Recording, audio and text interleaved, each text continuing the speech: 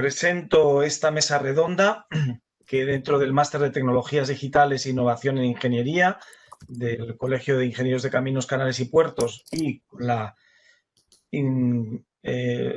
insustituible, iba a decir, colaboración de la UNED. No sé si es insustituible, pero estamos muy alegres de todos y muy contentos de la colaboración con la UNED.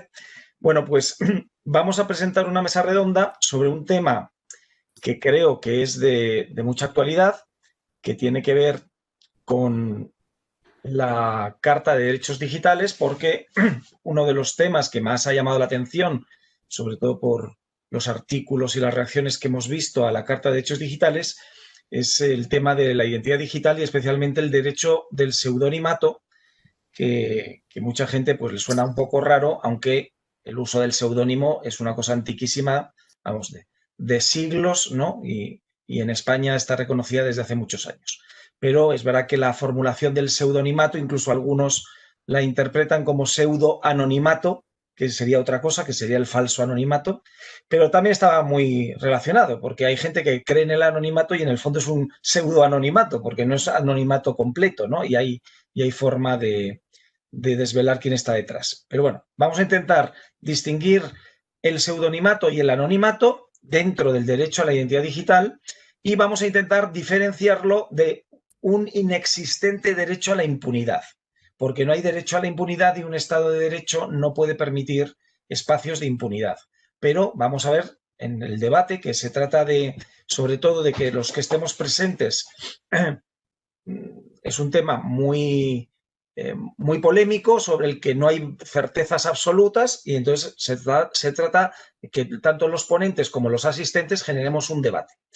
Yo voy a hacer una brevísima introducción simplemente para saber de qué marco normativo partimos, pero insisto que va a ser muy rápido y luego le voy a pedir tanto a Nacho como a Víctor que hagan también una breve intervención de los temas que ellos conocen, que en primera persona, en los proyectos en los que están, ¿no? Cada uno desde su óptica, y luego ya abrimos el debate y puede intervenir quien quiera. Entonces, a ver si esto funciona. Insisto, la primera diapositiva es porque partimos de la Carta de Derechos Digitales, que además está en consulta pública hasta el 20 de diciembre, con lo cual todavía nos queda este fin de semana para aportar alguna idea en el tema que vamos a tratar hoy, ¿no? Del derecho a la identidad digital y el derecho al pseudonimato y ver si cabría anunciar un derecho al anonimato digital. En el borrador de la Carta de Derechos Digitales no hay artículos, hay epígrafes. El epígrafe 3 es el derecho a la identidad en el entorno digital y dice simplemente se reconoce el derecho a la propia identidad en el entorno digital de acuerdo con el ordenamiento jurídico nacional y europeo. La identidad no podrá ser alterada, controlada o manipulada por terceros contra la voluntad de la persona titular, que es el aspecto, digamos, negativo del derecho, el impedir a otros que controlen tu identidad o que la manipulen, y se establecerán garantías que permitan preservar y controlar la propia identidad en el entorno digital, que es el aspecto positivo. Que tú tienes derecho al control de tu identidad y en el punto negativo tienes derecho a prohibir o que un tercero controle o manipule tu identidad sin tu consentimiento. Bueno, y aunque son dos epígrafes distintos, podrían haber estado dentro del mismo epígrafe, pero como era una novedad, pues se puso derecho al pseudonimato en un epígrafe a continuación, el 4, que es de acuerdo con las posibilidades técnicas disponibles, los entornos digitales permitirán el acceso en condiciones de pseudonimidad, en vez de pseudonimato, pseudonimidad. El diseño de la pseudonimidad a la que se refiere el párrafo anterior asegurará la posibilidad de reidentificar a las personas en los casos y con las garantías previstos por el ordenamiento jurídico. ¿A qué se refiere esto? Pues viene por la polémica que hay recurrente en redes sociales de que se acabaría el discurso del odio y los haters y los trolls si cada uno entráramos con nuestro nombre y apellido. Incluso después del asesinato del profesor francés, tras someterle a un linchamiento en las redes sociales y dar datos suyos, pues el ministro francés de Justicia dijo que iba a acabar con los seudónimos en las redes sociales y que iba a obligar a todo el mundo a conectarse con su nombre y apellido. Cosa que además en teoría, por ejemplo, en Facebook también está prohibido, pero luego hay mucha gente que no se conecta con su nombre y apellido. Bueno, frente a eso, nosotros creemos que el seudónimo es un derecho y que garantiza la libertad de expresión. Entonces, muchas veces con el argumento jurídico de algo hay que hacer, pues nos cargamos derechos fundamentales y que no se logra además la finalidad que se prevé, ¿no? Con lo cual yo creo que hay que defender la libertad de expresión y el derecho al pseudonimato se concibe como una garantía del derecho a la libertad de expresión, pero también con la posibilidad de reidentificar con las garantías adecuadas, es decir, con autorización judicial en la investigación de un delito. No pueden cualquiera reidentificar, solo un juez puede pedir a una red social que si alguien ha cometido un delito se levante el velo del seudónimo, como ocurre también con las sociedades, que se levanta el velo para saber quiénes son los titulares cuando, por ejemplo, pues hay una trama de blanqueo de dinero, ¿no? Bueno, pues es un poco la idea que estaba detrás de este derecho. Y ahora ya muy rápido, la pregunta es, ¿existe un derecho fundamental a la identidad y, por tanto, a la identidad digital? Bueno, pues resulta, en la Constitución española no está ese derecho. En el artículo 18 está el derecho al honor, la intimidad y la propia imagen, pero no hay un derecho a la identidad. Bien es cierto que tiene mucho que ver la identidad con estos derechos, especialmente con la propia imagen y con la personalidad jurídica, y este es el artículo de los derechos de la personalidad, pero no está expresamente reconocido en la Constitución española. Pero es que tampoco en la Carta de Derechos Fundamentales de la Unión Europea, donde simplemente habla del respeto de la vida privada y familiar en el artículo 7 y de la protección de datos de carácter personal, que algo tienen que ver con la identidad, en el artículo 8, pero no se reconoce un derecho fundamental a la identidad, y mucho menos a la identidad digital. Nos vamos a la Declaración Universal de Derechos Humanos y lo mismo, tampoco existe enunciado un derecho humano a la identidad. Está el derecho a la vida privada, familiar, a la honra y la reputación, pero que obviamente tienen que ver con la identidad, pero no está enunciado. Nos vamos a otras normativas y entonces es verdad que en España pues tenemos normativas tanto sobre el DNI, el Documento Nacional de Identidad, que eso sí hace referencia a la identidad, como por ejemplo la Ley de Identidad de Género, que es en un ámbito muy concreto, pero que es de las pocas leyes que tienen en el rótulo el concepto de identidad, ¿no? Pero no está, insisto, en la Constitución, sino en una ley, donde la identidad además se distingue del género, porque una cosa es el género sentido y otra cosa es la identidad, los elementos o caracteres sexuales por lo que se te identifica como hombre o mujer, que puede haber una disonancia con el género sentido, ¿no? Bueno, pero ojo, en la Convención de Derechos del Niño del 89 sí existe un derecho a la identidad. Y dice que los Estados partes se comprometen a respetar el derecho del niño a preservar su identidad y da unas pistas sobre cuáles son los elementos de la identidad. Dice la nacionalidad, el nombre, las relaciones familiares.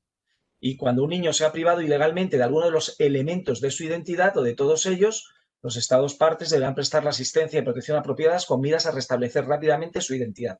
¿Por qué en la Convención de Derechos del Niño sí y en la Declaración Universal de Derechos Humanos no? Pues porque está, sobre todo en muchos países que no existe el registro, pues muy condicionado la identidad a una serie de derechos, incluso a reconocer su mera existencia, con lo cual además va unido a delitos de tráfico de niños, etcétera, ¿no? Con lo cual, por eso sí se reconoció en el 89, también es verdad que la Declaración Universal de Derechos es del 48 y esta ya es más moderna del 89, pero bueno. Luego, en el Código Penal Español, que es el reverso de la Constitución, de los bienes jurídicos declarados fundamentales en la Constitución, pues hay dos modalidades. Por un lado están los delitos de falsedades referidos al documento de identidad falso, ¿no? Y por otro, el estado civil, que se supone que tiene que ver con una usurpación de la identidad permanente. No lo he puesto porque no me cabía, pero hay otros delitos en los que es un agravante utilizar datos personales de otra persona. Con lo cual, es decir, usurpar la suplantación de identidad. No se llama suplantación de identidad, pero sí la utilización de datos personales que identifican, por ejemplo, al administrador de un sistema para colarse en el sistema, ¿no? Bueno, pues más o menos esto es lo que tiene que ver con la ley española.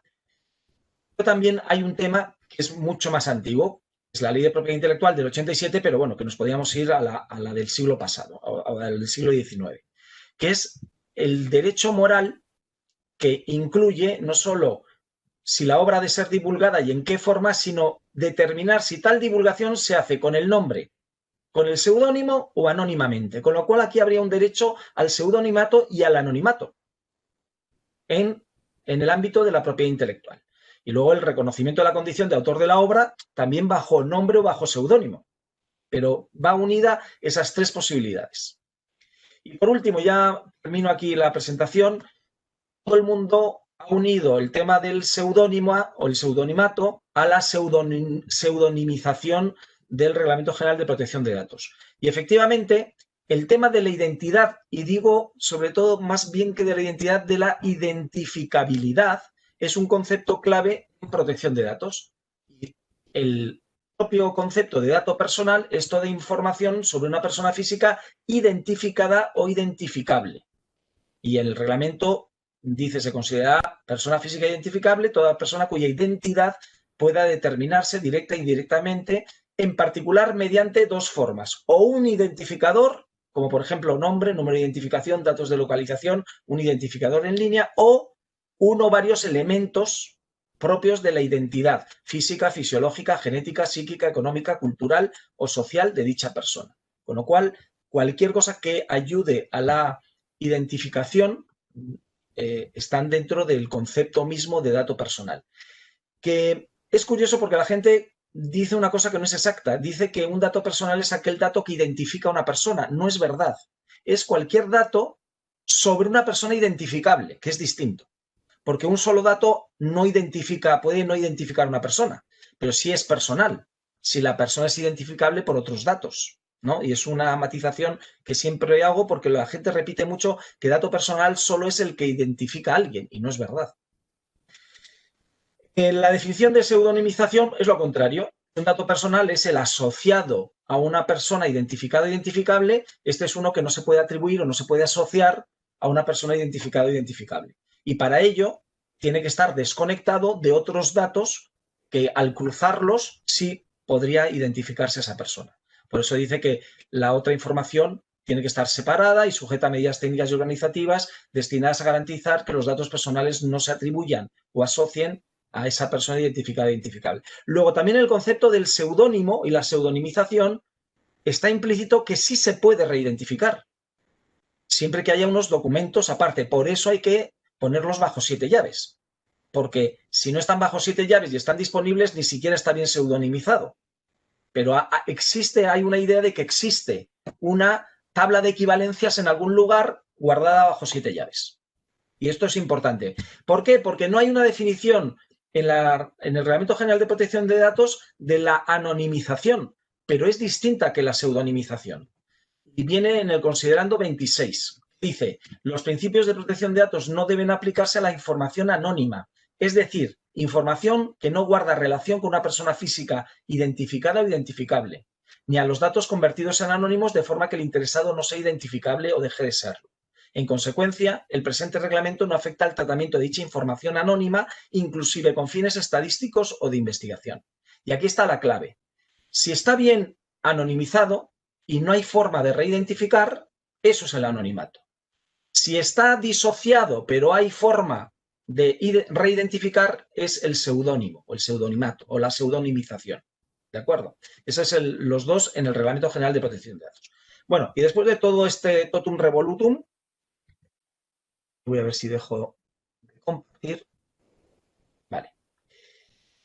Creo que estamos ya en disposición de, partiendo de este marco, ver cuáles son los trabajos que actualmente se están haciendo en torno a los derechos al anonimato, al pseudonimato y además incluso pues otras vertientes que cada vez que se hablan de estos temas pues salen, que tiene que ver con la seguridad nacional, pues con los terroristas, con en estados autoritarios el proteger a los disidentes, etcétera. O sea que son temas muy delicados donde no es el contexto condiciona mucho el debate, porque no es lo mismo un Estado democrático de derecho que un Estado autoritario, donde sí hay que proteger a la gente con encriptación y anonimato para que no les persigan, ¿no? Como hace el gobierno chino con los disidentes o en Rusia o etcétera, ¿no? Y doy la palabra en primer lugar a Nacho para que nos cuente, él también haga su introducción y luego la hará Víctor y abrimos ya el debate abierto a todos. Nacho, cuando quieras. Muy bien, muchas gracias, Borja. Bueno, en primer lugar, gracias por la invitación a venir a debatir. Esperemos que sea un debate de verdad. Tenemos hasta las 2 y, por tanto, ya animo ahora al público pues a a intervenir. Y yo voy a hacer una breve introducción un poco pues, a la visión esta del anonimato, ¿vale? Y cómo contrapesa pues, un poco la visión de la identidad plena pues, que se viene defendiendo con carácter, me atrevería a decir que pacífico, aunque no siempre, por parte de los estados. De hecho, hay un informe muy interesante de Privacy International en el que evalúan los diferentes, los últimos grandes casos que ha habido a nivel mundial, ¿vale? En estados donde han introducido sistemas de identidad nacional, ¿vale? Entonces hay, por ejemplo, casos como el de la India, que realmente ha afectado pues, a 1.000 millones de humanos, que se dice rápido, ¿verdad? Donde se han planteado dudas constitucionales acerca del reto que supone identificar a una gran cantidad de personas, o en Jamaica o en otros países. Entonces, este es un informe muy interesante porque viene a plantear los diferentes retos jurídicos que plantea la identificación plena y, por tanto, de alguna forma aboga, de hecho, el documento es una guía para litigantes, aboga pues porque cuestionemos estos sistemas y defendamos que los humanos pues tienen que tener unos derechos pues que se ven pueden ser erosionados, como yo creo alguna vez hemos comentado, por la existencia de sistemas de identidad. Sobre todo porque los sistemas de identidad, ¿vale? Que son los que acaban proveyendo los estados, pero también las grandes corporaciones, tienen cada vez una visión más intrusiva y, por tanto, de alguna forma decimos pues que no queremos que el ciudadano pues pueda reaccionar frente a esto. Entonces, realmente veremos que la tecnología da una respuesta para ello, pero antes vamos a repasar quizás algunos de los problemas que se han identificado en estos sistemas, ¿no? Vamos a ver hasta qué punto, ¿no?, los sistemas de identificación realmente pueden suponer la afectación a derechos fundamentales. Claro, un derecho fundamental muy importante es el de la privacy, ¿no? De alguna forma, para nosotros sería el derecho general de intimidad, dentro del cual se incardina la protección de datos. Efectivamente, de alguna forma, en muchos países se ha planteado, y ¿por qué no?, que pueda haber una afectación al derecho a la intimidad desde el momento en que te vayan a registrar una información muy propia, que de hecho es tu propia biometría.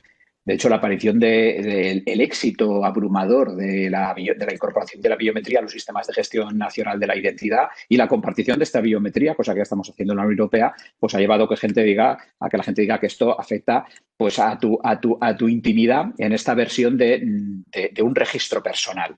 Y, de hecho, en algunos de los casos se ha planteado incluso la inconstitucionalidad de la normativa por este caso.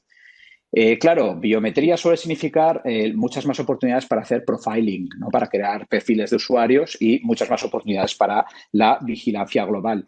Sobre todo porque es muy jugoso tener un sistema de identificación único a efectos de que luego pues, podamos ir colgando informaciones, ¿no? Es muy bonito tener un sistema de identificación único, muy seguro, pero luego nos va a plantear problemas porque vamos a empezar a utilizarlo en todas partes, ¿vale? Y ese utilizarlo en todas partes es muy atractivo, pero genera muchos metadatos conectables. Y como decía Borja, efectivamente, aquí viene el gran reto de la protección de datos. Ya no de intimidad con carácter general, porque muchas veces vamos a hablar de actuaciones que tú haces en público, digamos, no quedan limitadas a tu ámbito doméstico.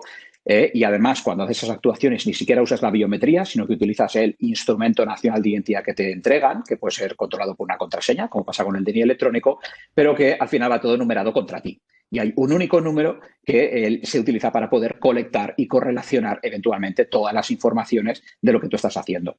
Esto tiene un nombre técnico, se llama function creep, que sería pues como el cambio de finalidad, ¿no? La idea de que yo creo un sistema de identidad electrónica pues para el bien común, pero que en algún momento pues alguien puede tener la intención de utilizarlo para otros propósitos que seguramente también buscan el bien común, pero que igual ya no son proporcionales con tus derechos y libertades fundamentales. Por ejemplo, imaginemos un mundo en el cual pudiéramos utilizar el magnífico sistema clave, ¿vale? No solo para autenticarnos frente a las administraciones públicas, sino también para autenticarnos frente a todos los demás servicios.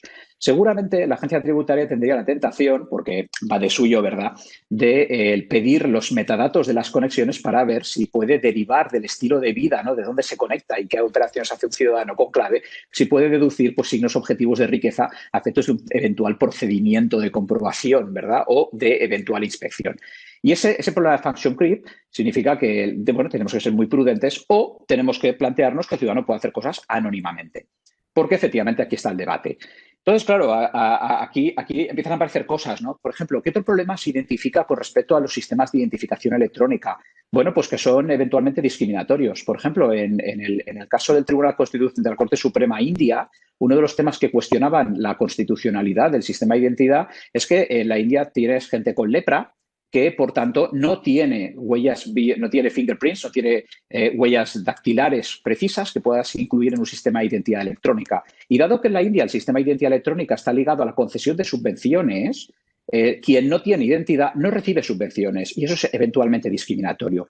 Luego, claro, la identidad digital es muy atractiva, pero puede efectivamente entrar en colisión con determinados derechos. Y no solo el derecho a la intimidad, efectivamente, cuando hablamos de la biometría, también el derecho a la protección de los datos de carácter personal, la autodeterminación informativa, ¿vale? Porque me pueden eventualmente sujetar a un mayor grado de vigilancia del que yo considero necesario, o mediante este function creep, ¿no? Este cambio de finalidades, pues me podría generar una afectación que no tengo por qué tolerar, como ocurriría, ¿no? Pues si empezáramos a eliminar el dinero anónimo, ¿vale? Que realmente es muy atractivo para ciertas cosas que son legales, por otra parte, o incluso pues cuando hablamos de esta problemática de la discriminación, pues porque hay gente pues que no, en fin, pues que queda fuera del sistema porque el sistema está mal diseñado. Entonces, yo tengo que deciros que en general, en todos los casos donde se ha cuestionado el Sistema Nacional de Identidad, siempre se ha acabado estableciendo que es legal y que puede ser constitucionalmente válido, y de hecho se ha generado una interesante doctrina acerca de qué propiedades tiene que cumplir. Por lo tanto, no parece que de suyo los sistemas nacionales de identidad sean eventualmente inconstitucionales, con carácter general en el ámbito del derecho comparado. Y desde luego, en los pocos casos, creo que solo uno en el que se ha planteado algo parecido en la Unión Europea, no se ha ganado. Por lo tanto, parece que tenemos identidad para rato, pero al mismo tiempo, tanta identidad y tan buena nos va ahogando eventualmente y, por tanto, queremos anonimato. Claro, es verdad que el anonimato es atractivo y aquí es donde viene el mundo de la tecnología. Hasta ahora nosotros hemos tenido sistemas de identidad digital que suelen ser denominados por la doctrina como sistemas administrativos de identidad. ¿Qué significa esto? Pues que yo me tengo que dirigir a una autoridad pública o me tengo que dirigir a una empresa tecnológica para que me dé un identificador que yo pueda utilizar para autenticarme en Internet. Son los sistemas que llamamos centralizados de identidad, ¿vale? Y son sistemas que evidentemente no permiten garantizar el anonimato, desde luego, y no creo que permitan garantizar el pseudonimato de forma efectiva, especialmente a medida que vamos pidiendo, ¿no? Pues más seguridad nacional y que nos sentimos más inseguros como ciudadanos y, por tanto, le concedemos más margen de actuación al poder para que vaya reforzando los controles. Claro, esto hasta ahora pues era lo único que había. O sea, teníamos nuestro sistema centralizado de identidad, es el DNI electrónico, le das un certificado electrónico, le das el clave y a lo sumo habíamos conseguido abrir el sistema para que otros pudieran consumirlo. Y entonces clave hoy en día, como dije, se puede utilizar para hacer a cualquier administración pública, identidad federada. Pero claro, esto desde luego no garantiza, ya digo, no es que no garantiza el anonimato, es que desde luego no nos permite ni garantizar un grado razonable de pseudonimato, que desde luego creo que es muy importante. Y por tanto, frente a esto han emergido tecnologías nuevas, ¿vale? La tecnología más importante que ha aparecido en el mundo de la identidad desde la perspectiva de potencial anonimato es la tecnología de blockchain, ¿vale? Básicamente porque es la primera vez que podemos tener un modelo tecnológico en el cual un usuario es capaz de crearse un identificador que solo el usuario controla. ¿Vale? Mi identificador nacional, que es el DNI electrónico, está controlado por el Estado. Me lo da y me lo quita. Mi identificador tributario, el NIF, está controlado por el Estado. Me lo da y me lo quita. Mi cuenta de usuario de Facebook está controlada por Facebook. Me la da, me la quita, pero no la borra jamás. ¿Vale? Porque su negocio es este. Con lo cual, de alguna forma siempre dependo de alguien. Cuando apareció la blockchain, y en particular Bitcoin, alguien se dio cuenta de que era posible tener por primera vez en la historia el control de un identificador que no tuviera nadie más. Y efectivamente, a partir de Bitcoin y de las generalizaciones tecnológicas posteriores que han dado lugar a la blockchain 2.0, sustentada en plataformas como Ethereum, por ejemplo, hoy en día es técnicamente posible que un ciudadano se cree un identificador que solo ese ciudadano controla y que no se le puede dar ni quitar por nadie. Esto se ha venido conociendo como identidad autosoberana. ¿Vale? Y es autosoberana en el sentido de que sigue una cosa llamada el principio de existencia, a saber, que mi existencia como usuario de la red no depende de ninguna autoridad. Me diréis que depende de una red, y efectivamente es verdad, pero en función de cómo sea esa red, en función de cómo esté repartido el poder en esa red, la ganancia es muy grande, porque en una red de tipo Bitcoin lo que se tiene que hacer para poder alterar la red es tan difícil que técnicamente hablando no es viable. Y por tanto, si yo me creo una identidad anclada, un identificador, voy a ser muy preciso aquí, ¿vale? Anclado en una tecnología de tipo Bitcoin o de otra forma de red descentralizada, sea blockchain o no, que me entregue el control porque se gobierna de forma descentralizada, el resultado es que mi identidad es mía y de nadie más, en el sentido del identificador. Y esto es una novedad muy importante. Es una novedad muy importante que ha generado incluso un debate político que obviamente no voy a obviar, ¿no?, en esta mesa redonda.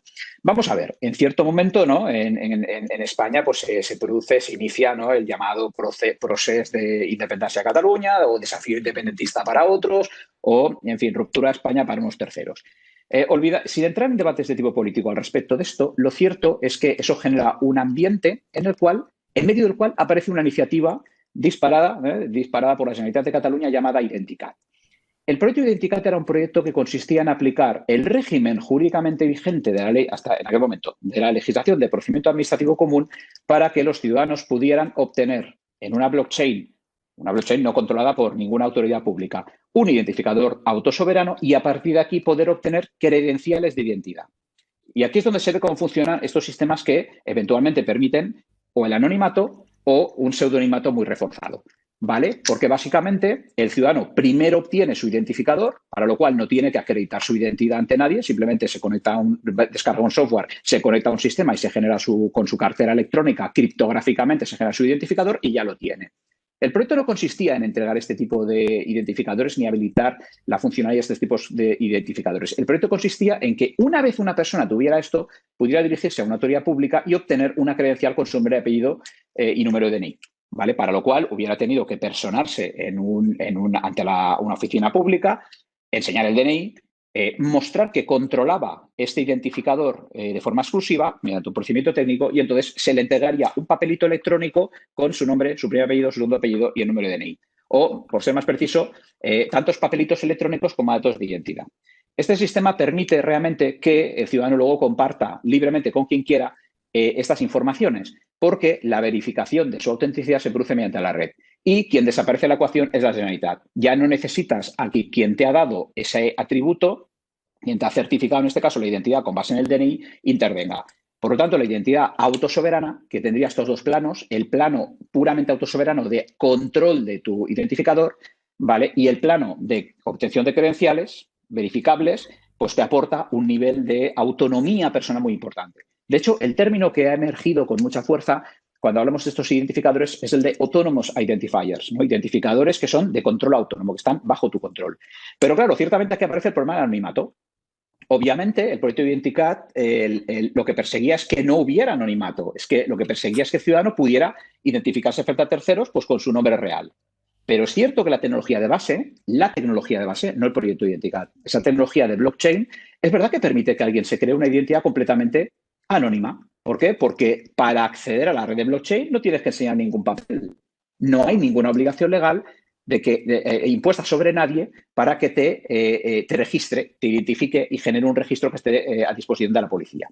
Entonces, yo supongo que en este caldo, digamos, político, en este ambiente enrarecido, cuando aparece este proyecto, se puede entender que aparezca también una reacción. Esa reacción es el Real Decreto Ley 14/2019, que básicamente, y por ser muy rápido, lo que hace es prohibir a todas las administraciones públicas el uso de tecnologías de registro distribuido para emitir sistemas de identificación electrónica. Y lo hace porque dice que habrá que esperar a que el Estado español dicte una ley que diga cómo se debe hacer esto y cuando dicte esa ley prevea, y alerta porque aquí viene el punto interesante para el debate, prevea la actuación de la Administración General del Estado como autoridad intermedia para poder garantizar la seguridad pública. Y por tanto viene a anunciar un mundo en el cual no estaríamos dispuestos a permitir, si se aprueba esta ley, que ya veremos, no estaríamos dispuestos a permitir que un ciudadano pudiera tener ningún tipo de identidad que fuera plenamente anónima. Y, por tanto, pone una posición encima de la mesa, que habrá gente que defenderá más y gente que defenderá menos, que, en mi opinión, busca exterminar toda forma de anonimato. Claro, yo ya puedo entender que ahora se hablará, ¿no?, porque ahora Víctor le va a pasar la palabra ya, sobre la impunidad y todo esto. Pero en último término deberíamos plantearnos, o al menos deberíamos abrir un debate serio, civilizado y lo más despolitizado posible, por favor, acerca de si queremos eso, de si los ciudadanos queremos encontrarnos en un mundo en el que no podamos hacer cosas que ahora hacemos. Ahora podemos hacer transacciones completamente anónimas pagando con dinero en cash, siempre y cuando no sea mucho dinero, pero podemos hacerlo. Entonces, mi gran pregunta es, ¿queremos restringir el anonimato tanto? Y comentario final. El proyecto Identicat está parado, por supuesto, porque en España no se puede hacer ningún proyecto de identidad basada en blockchain. Pero Pero quede claro una cosa, la prohibición es para sistemas de identificación. Sí que se pueden hacer en España proyectos donde se utiliza una blockchain para que Nacho Alamillo pueda intercambiar otros atributos de identidad. Por ejemplo, que es licenciado en Derecho o lo que sea. ¿Vale? Eso no está prohibido. Y número dos, mucho más interesante. En la Unión Europea, desde hace aproximadamente 2 años, pero sobre todo desde hace un año a tope, se está trabajando en un proyecto de red europea de blockchain. De hecho, es una red europea de registro distribuido que tiene 27, va a tener unos 70 servidores, ¿vale? Porque van a ser unos 30 países poniendo nodos, donde cada país tiene una blockchain de tipo Ethereum, una blockchain de tipo Fabric y un sistema de base de datos distribuida. Y uno de los casos de uso estrella de esta red de tipo blockchain es dar identidad autosoberana a los ciudadanos. Bien, dentro de ese proyecto, evidentemente, se ha preguntado a España cuál es esa posición de España con respecto a este proyecto, teniendo en cuenta el Real Decreto Ley 14/2019. Y eso es muy interesante, porque nos va a obligar otra vez a valorar si queremos estar en este mundo tecnológico o si, por el contrario, nuestra percepción de la seguridad pública es tan intensa que no deseamos permitir ninguna forma de anonimato en la red. Este proyecto es el EBSI, os animo a conectaros al CEP Digital, donde hay información pública al respecto. Es prácticamente idéntico a lo que era el proyecto Identicat, lo cual me hace estar muy tranquilo porque sé que en ese caso no habrá ninguna consecuencia penal por haber asesorado al gobierno en esta materia. Y con esto pues le paso la palabra a Víctor para no agotar más el tiempo. Muchas gracias.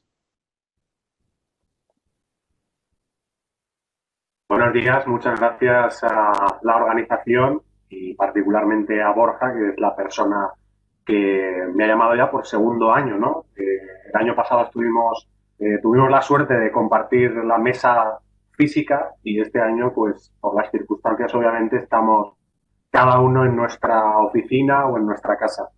Yo también voy a tratar de hacer una exposición que dé luego margen al debate, tanto desde el punto de vista de la brevedad como de los temas que voy a tratar.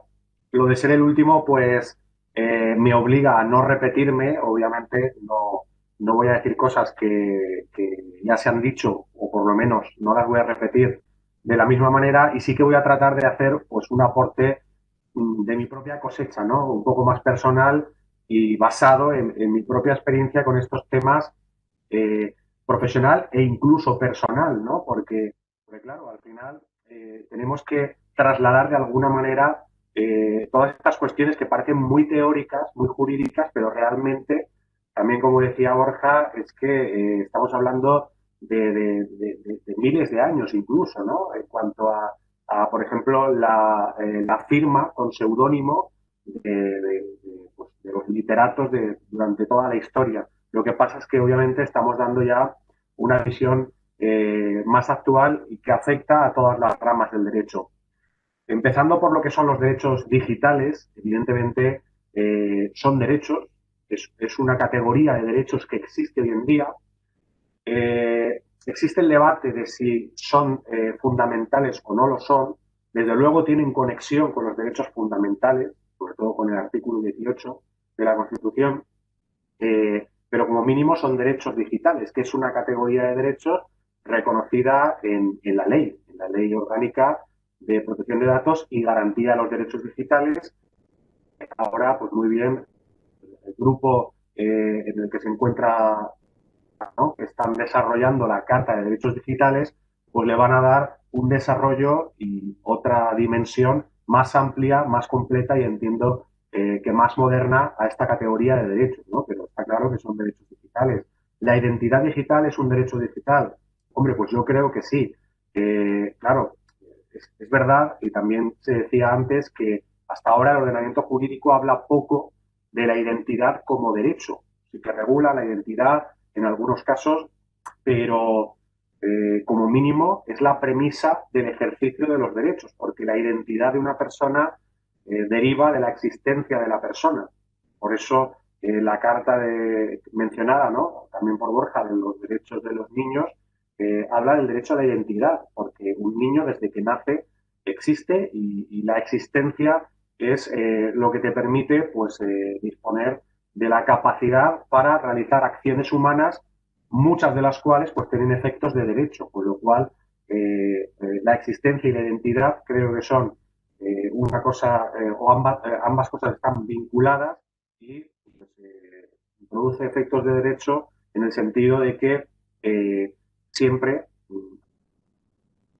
o más de una persona, pero cada una de ellas con su identidad detrás de los actos jurídicos, ¿no? O de los actos humanos con efectos jurídicos, que es lo mismo. Pero en todo caso, independientemente de las escasas menciones hasta ahora en la ley, pues la identidad yo creo que deriva también un poco del derecho natural, por aquello de que cualquier persona que existe, pues tiene una identidad porque es alguien, ¿no? Esto ya casi parece una reflexión filosófica, pero ¿quién no es nadie?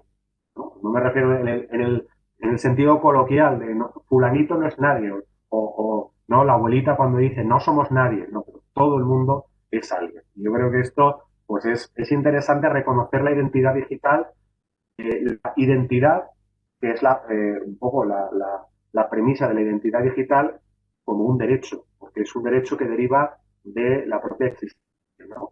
Luego, en cuanto a temas, ¿no? Voy a repasar algunos de los ítems que son objeto de debate.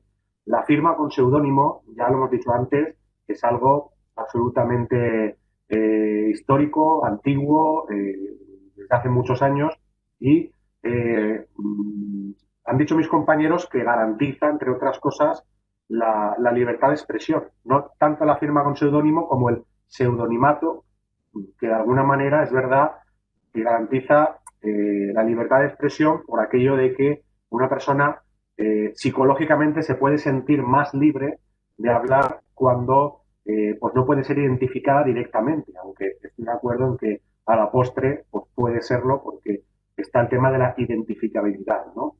Pero no solo garantiza la libertad de expresión, creo que la pseudonimización es también una categoría de derecho interesante porque también puede ser el detonante del desarrollo no solo de la garantía de la libertad de expresión, sino, por ejemplo, de la protección de la persona.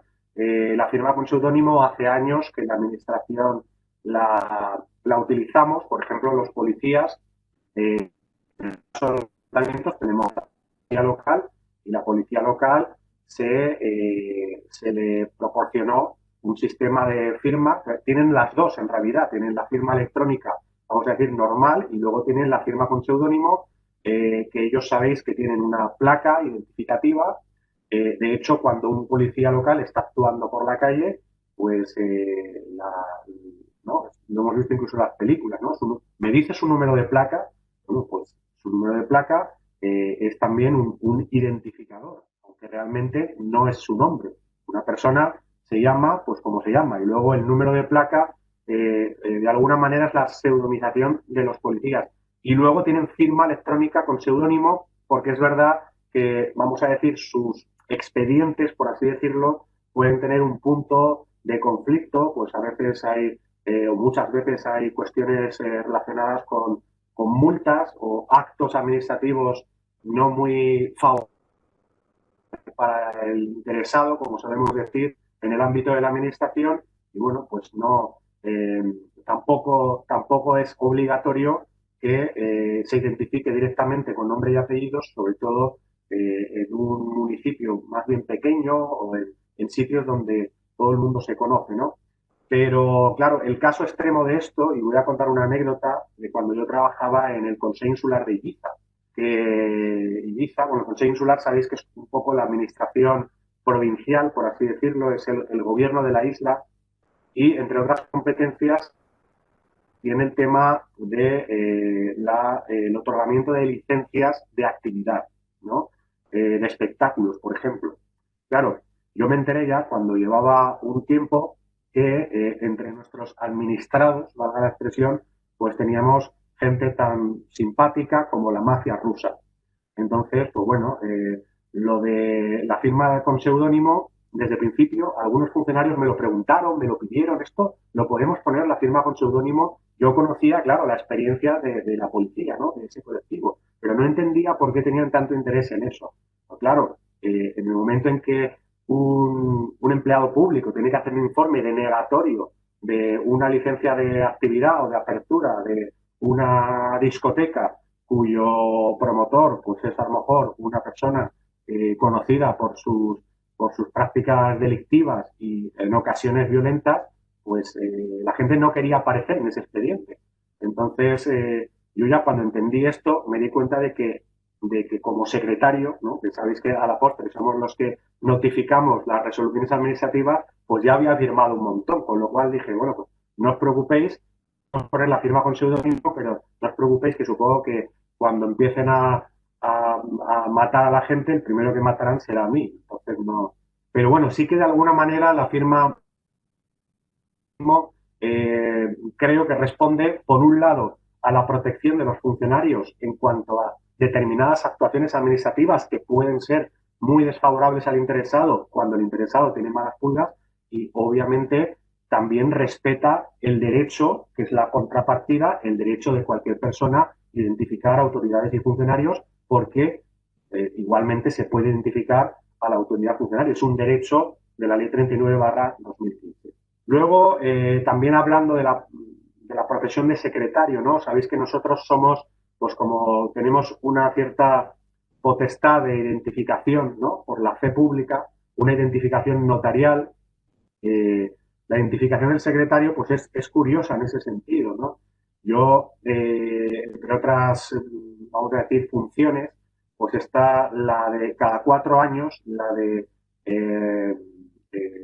realizar la función de secretario de fe pública en el pleno constitutivo de la corporación. Después de elecciones se presentan, normalmente es el sábado, ¿no? A las 12, los concejales provistos de su credencial electoral, cosa que en realidad no me hace falta porque ya la propia Junta Electoral nos la envía al ayuntamiento, y también provistos de su DNI para que yo contraste su identidad con su credencial de la Junta Electoral como que han salido elegidos en las elecciones, ¿no? Entonces, cuando ya pasan por mí, se pueden sentar en su silla y luego ya es cuando toman posesión. Pero la toma de posesión viene después. O sea, en un primer momento pasan por la identificación del secretario y si no, en teoría no se pueden sentar en la silla, ¿no? de la mesa en forma de U que tiene el pleno.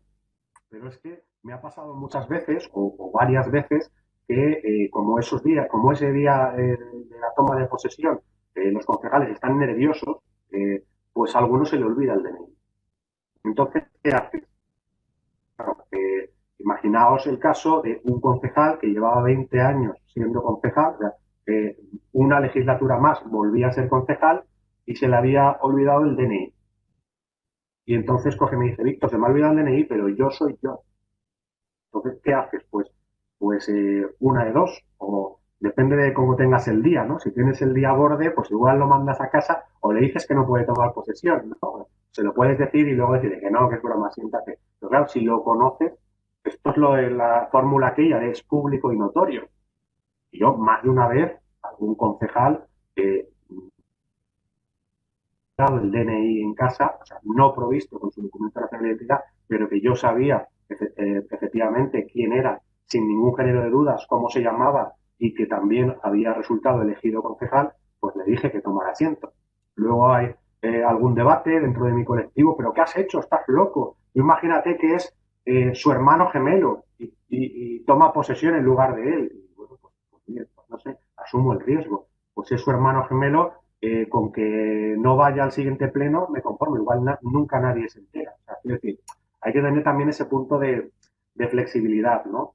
Luego, la identificación electrónica en sí es un ítem de los más importantes de la administración electrónica. Es decir, tenemos un planteamiento de la ley 39, antes de la ley 11, en el cual los trámites electrónicos se realizan por parte de las personas fundamentalmente a través de la firma electrónica. Y siempre se habla de que el modelo debería ir evolucionando hacia la identificación electrónica o que las posibilidades de actuación a través de identificación electrónica sean cada vez mayores y no tan restringidas, porque realmente presentar una instancia, presentar un recurso, renunciar a un derecho, digamos que las cosas más importantes en derecho administrativo requieren de firma electrónica. Por eso, bueno, el proyecto clave, que también lo ha mencionado Nacho, de alguna manera se avanza en esa dirección. Veremos ahora también el reglamento de desarrollo, la ley 3940, en principio también va en esa línea, ¿no? Pero claro, de alguna manera, la identificación electrónica pues tiene que ser también lo suficientemente fehaciente. O sea, aquí hay como una disyuntiva o como un equilibrio ideal que debemos intentar alcanzar. Por un lado, la certeza, la seguridad o la fehaciencia de que una persona es quien dice ser, y por otro lado, la usabilidad de la administración electrónica, la accesibilidad, la facilidad, la agilidad. Lo más fácil del mundo es poner usuario y contraseña. Sin embargo, parece poco fiable, poco seguro o, como dice también algún compañero, poco serio para realizar trámites administrativos. Entonces, tenemos que, de alguna manera, equilibrar ambos sistemas. En los últimos tiempos, pues se avanza hacia la identificación, hacia nuevas formas de identificación, por ejemplo, la identificación por videollamada, que yo creo que en los tiempos que estamos, pues de confinamiento, de pandemia o de la próxima desgracia que venga, a saber cuál será, que hay que estar preparado, ¿no? para todo, pues evidentemente hay que avanzar en esta línea.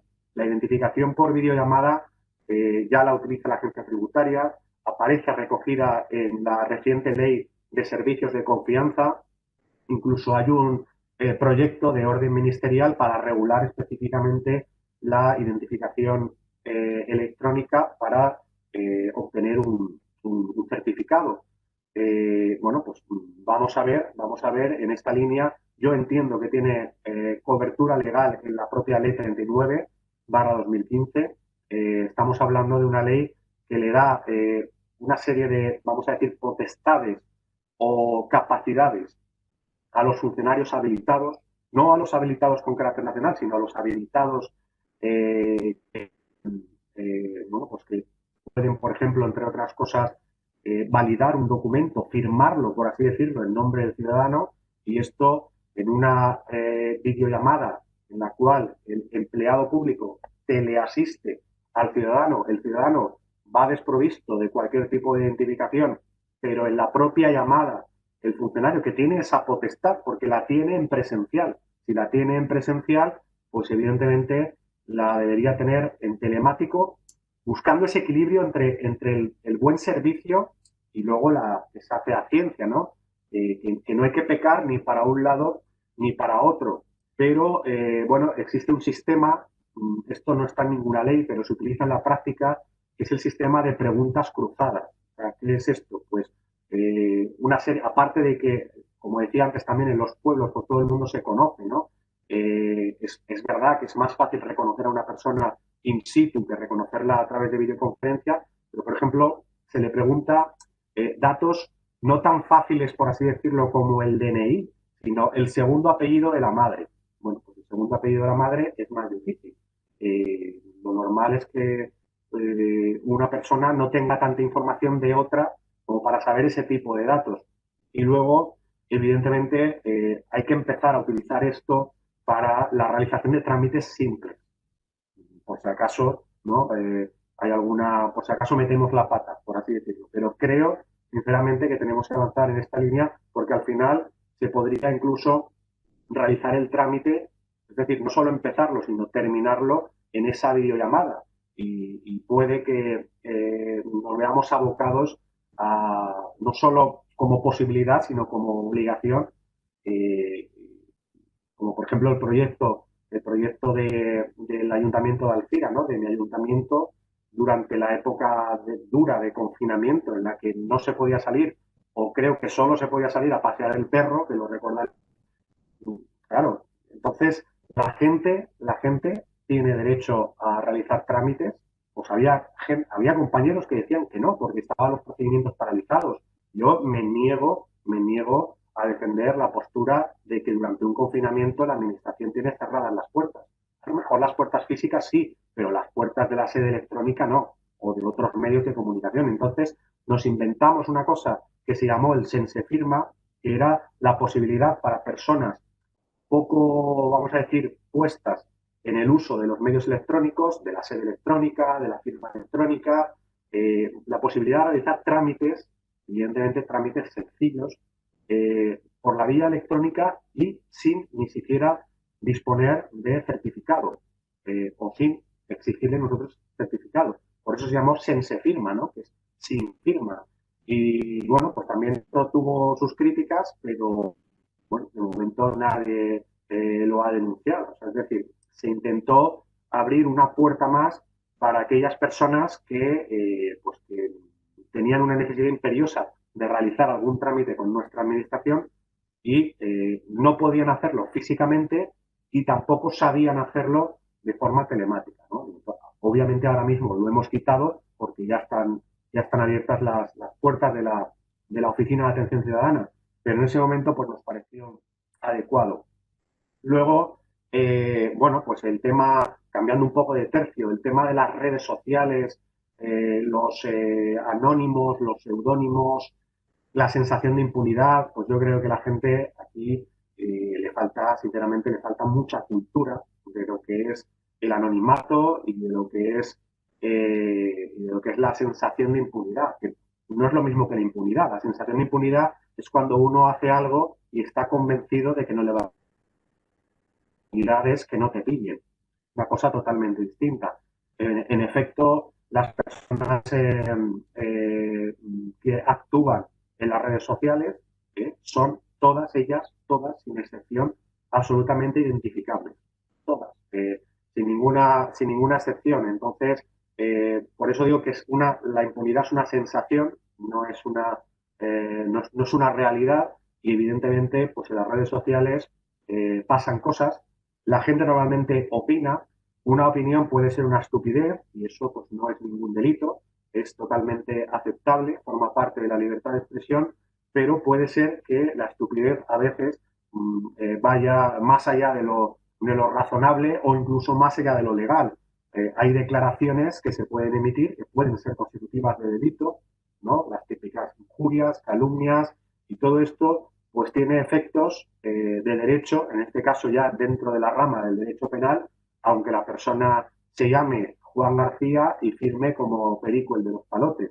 No tiene ninguna relevancia y a lo mejor se siente más valiente, ¿no? Por no poner su nombre verdadero. Pero es que, como decía también Borja, esto de que pase una desgracia, evidentemente muy lamentable, pero de que los políticos enseguida digan que hay que quitar el anonimato y que hay que cada uno tiene que identificarse o darse de alta a las redes sociales con su nombre y apellidos, es que es una estupidez. Realmente no tiene sentido porque es lo mismo, ¿no?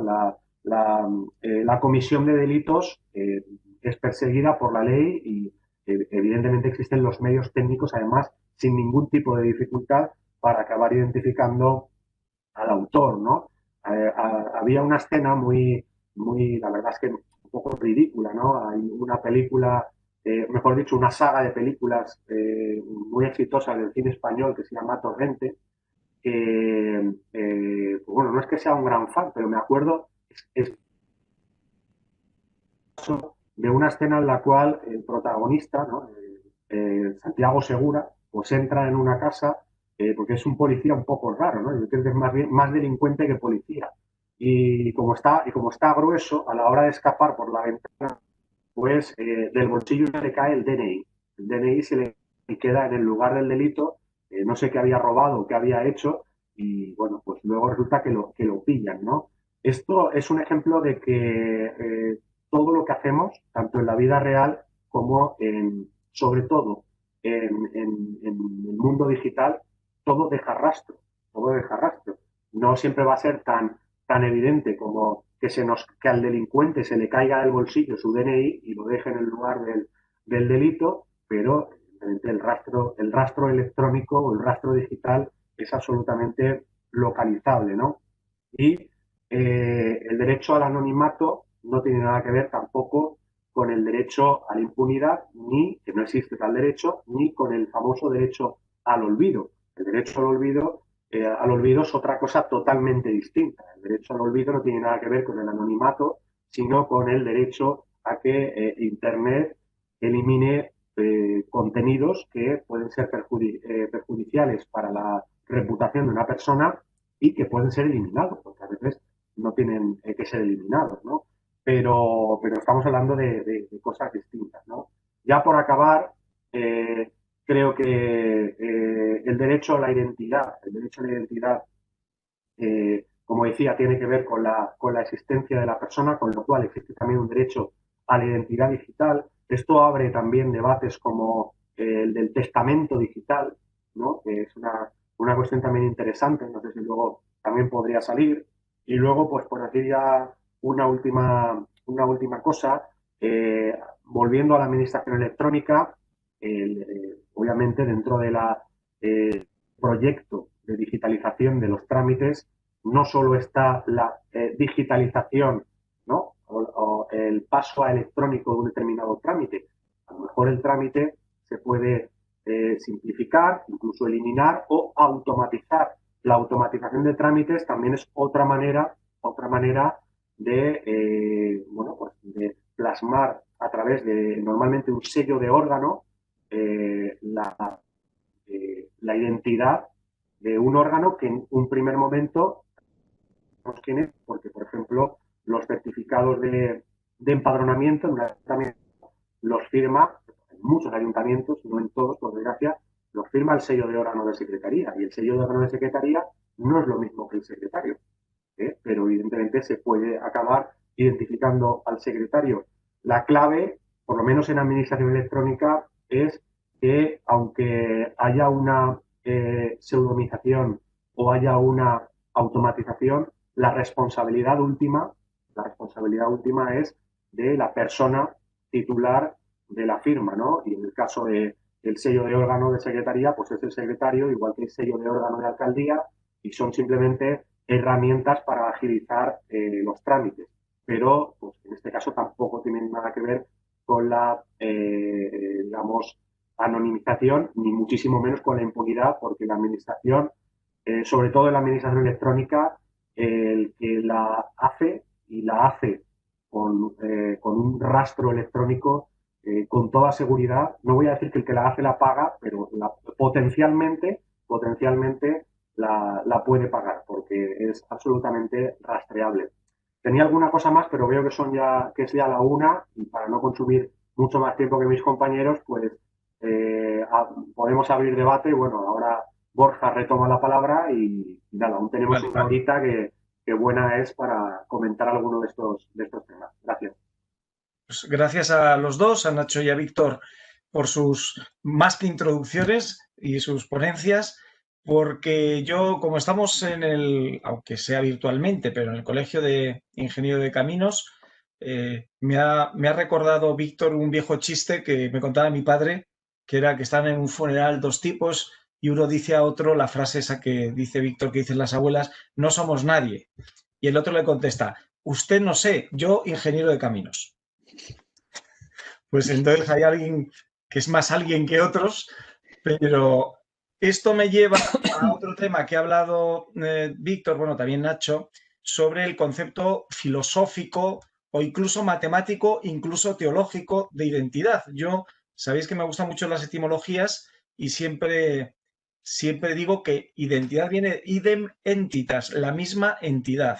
Y para que haya la misma entidad quiere decir que es una cualidad que tiene que haber dos personas, que es lo que dicen también las abuelitas cuando nace alguien y dice: es idéntico al abuelito.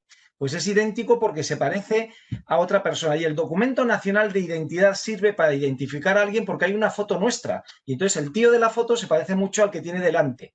Y por eso, porque siempre hay dos elementos en una relación de identidad matemática. No es una cualidad de una persona en sí misma, sino por referencia siempre a otro elemento con el que se compara, ¿no?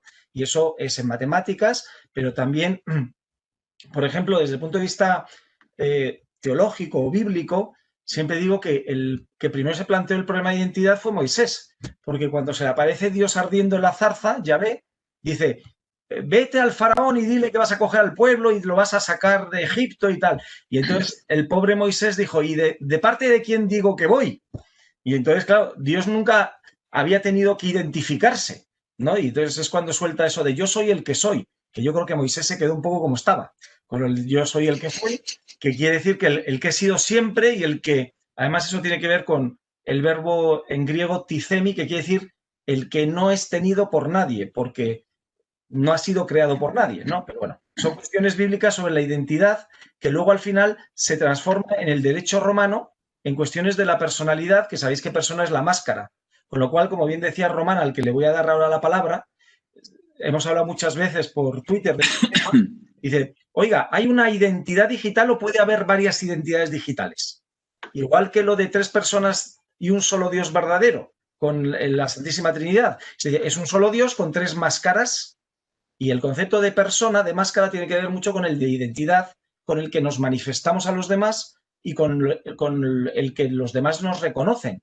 Pero hay nombres artísticos que no conocemos cuál es el verdadero nombre de muchos artistas, pero en su casa seguro que se le llaman por su nombre de pila, y es Manolito o Piluca, y no es el nombre artístico que los demás conocemos. Con lo cual, tampoco es verdad que la identidad tenga que ser una sola.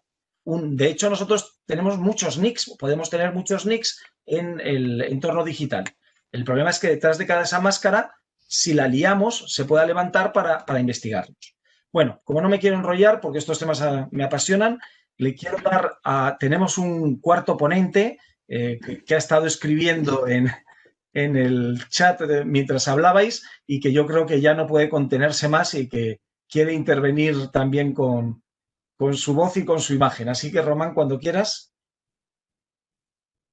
Hola, ¿qué tal? No sé si me oís y me veis bien. Sí, te vemos. Muchísimas gracias a todos, ¿eh? Estoy alucinando porque veo muchísima sensatez y muchos comentarios de muchísimo valor en el debate. Me parece alucinante.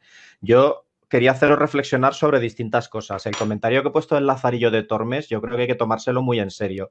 Si un escritor como el que escribió el Lazarillo nunca hubiera tenido la expectativa de ser totalmente anónimo, es muy probable que no lo hubiera escrito nunca.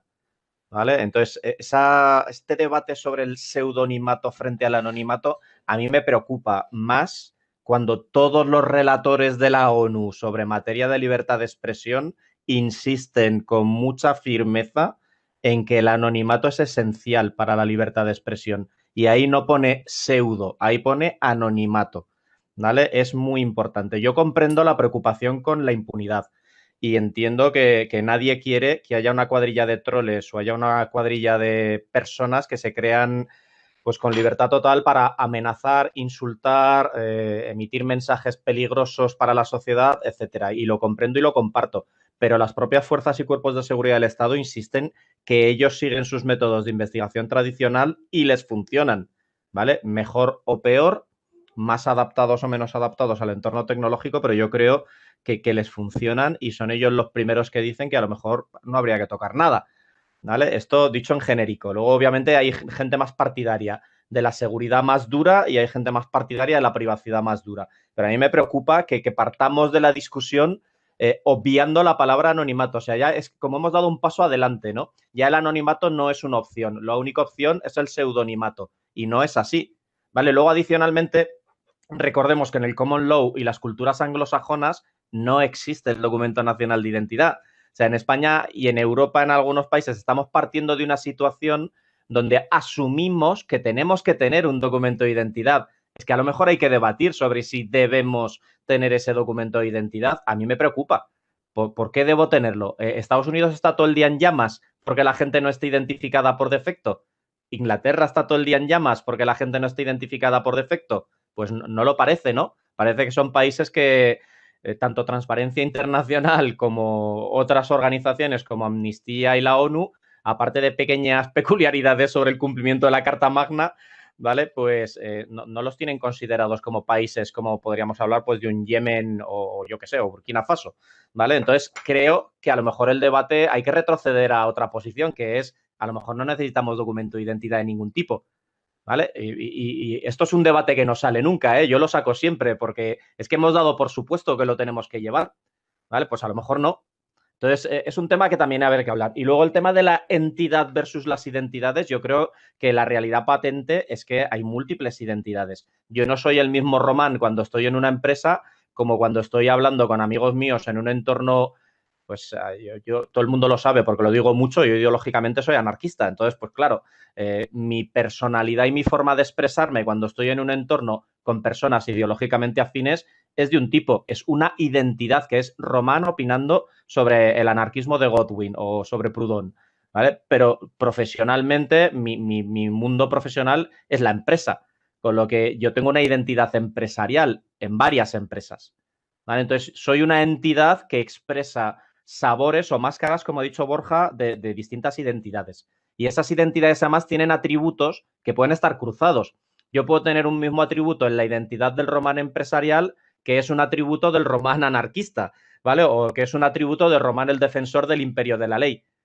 Y sigo siendo la misma entidad, pero tengo múltiples sabores de mi identidad. Entonces creo que eso también es crítico. Y como decía Nacho, la tecnología que tiene que ver con cadenas de bloques, ya sea blockchain o la que sea, esto puede ayudar mucho a que podamos tener expresiones de la identidad relacionadas con una entidad, ¿vale? Y luego, finalmente, ya os lo dejo, creo que hay que preocuparse mucho por el tema de cómo interrelacionan todas estas cosas. Libertad de expresión conectada con identidad, conectada con entidad, conectada con anonimato, es algo esencial. Creo que vamos a un mundo donde el tracking tecnológico es muy peligroso y la obligatoriedad de abandonar el anonimato tiene muchas consecuencias.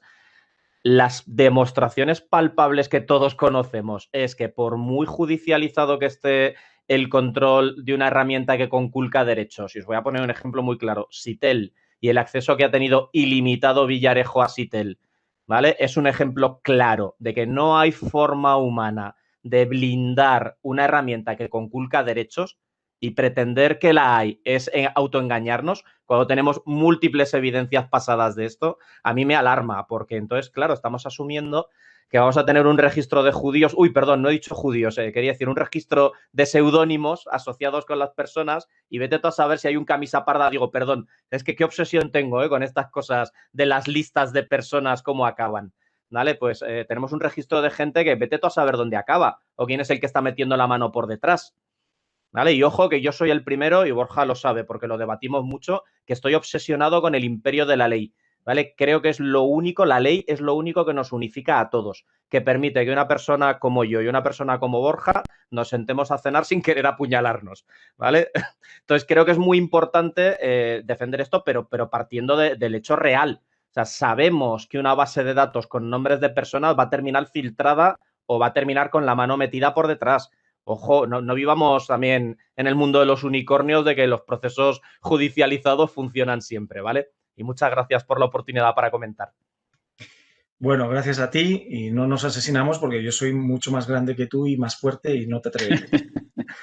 Bueno, a ver, tenemos también entre nosotros a otros especialistas en identidad digital como Fernando Béliz, que le quiero dar la palabra también y me la ha pedido, vamos, porque yo creo que puede aportar mucho. Además, ha sido Fernando, aparte de ser un especialista en identidad digital, también responsable de proyectos de identidad digital en el gobierno peruano, con lo cual nos puede dar también una óptica de cómo se tratan estos temas en otros países. Y solo me permito un apunte sobre una cosa que ha dicho Román, y es que hay países en los que no hay DNI y hay países en los que la cédula de identificación no la da la policía, la da el registro civil, que parecería lo más lógico. Aquí está aceptado, pero al final dicen, oiga, ¿para qué está el DNI? Pues para que le identifique la policía. Luego ya se puede usar para otras identificaciones ante la administración pública, pero surgió para un control policial. Mientras que en otros países, pues en cuanto naces y te inscriben en el registro, pues te pueden dar una cédula o un certificado también digital de identidad, ¿no? O sea que también caben otras posibilidades aparte del DNI policial o la inexistencia de DNI oficial o las identidades soberanas, como ha hablado Nacho Lamillo. Bueno, Fernando, cuando quieras.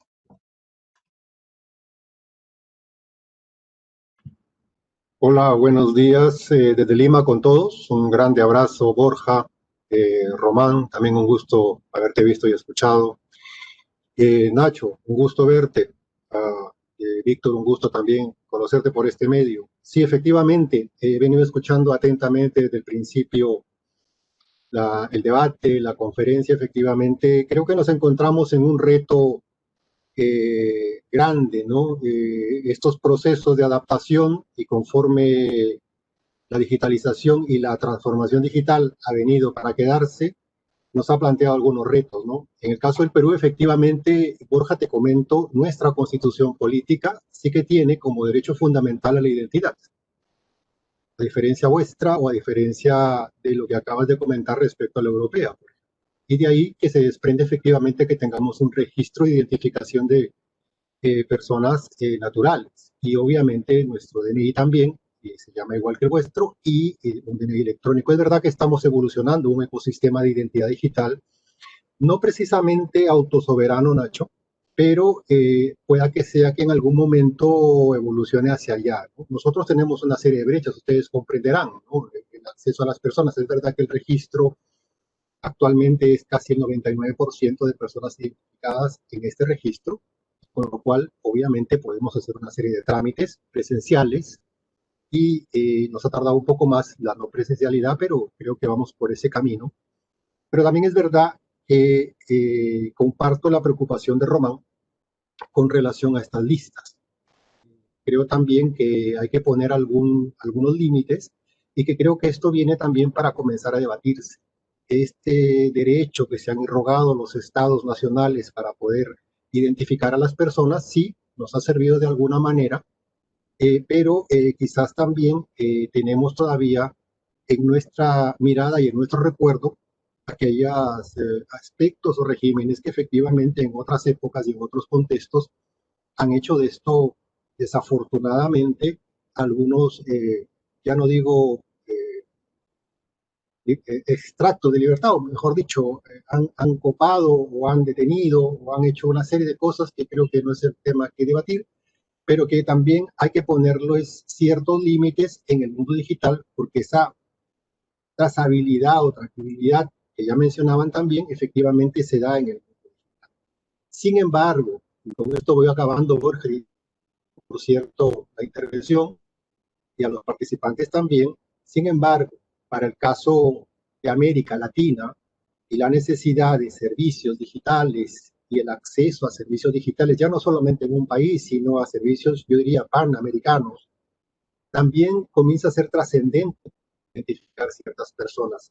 Y aquí vendrá la dicotomía, en todo caso, o el debate otra vez, Nacho, ¿no? ¿Necesitamos identidades digitales soberanas nacionales o es que necesitamos autosoberanas para estos servicios transpanamericanos o en algún momento transfronterizos, incluso si quisiera acceder a un servicio desde Perú, a un servicio en España, en Alemania o en el ayuntamiento, no sé, donde trabaja Víctor, por ejemplo? Es decir, creo que este es un debate interesante. Igual la tecnología siempre va a ser un gran aliado, pero también tiene una serie de matices que todavía tienen que irse fortaleciendo y sobre todo, me quedo con otra palabra de Román, el imperio de la ley.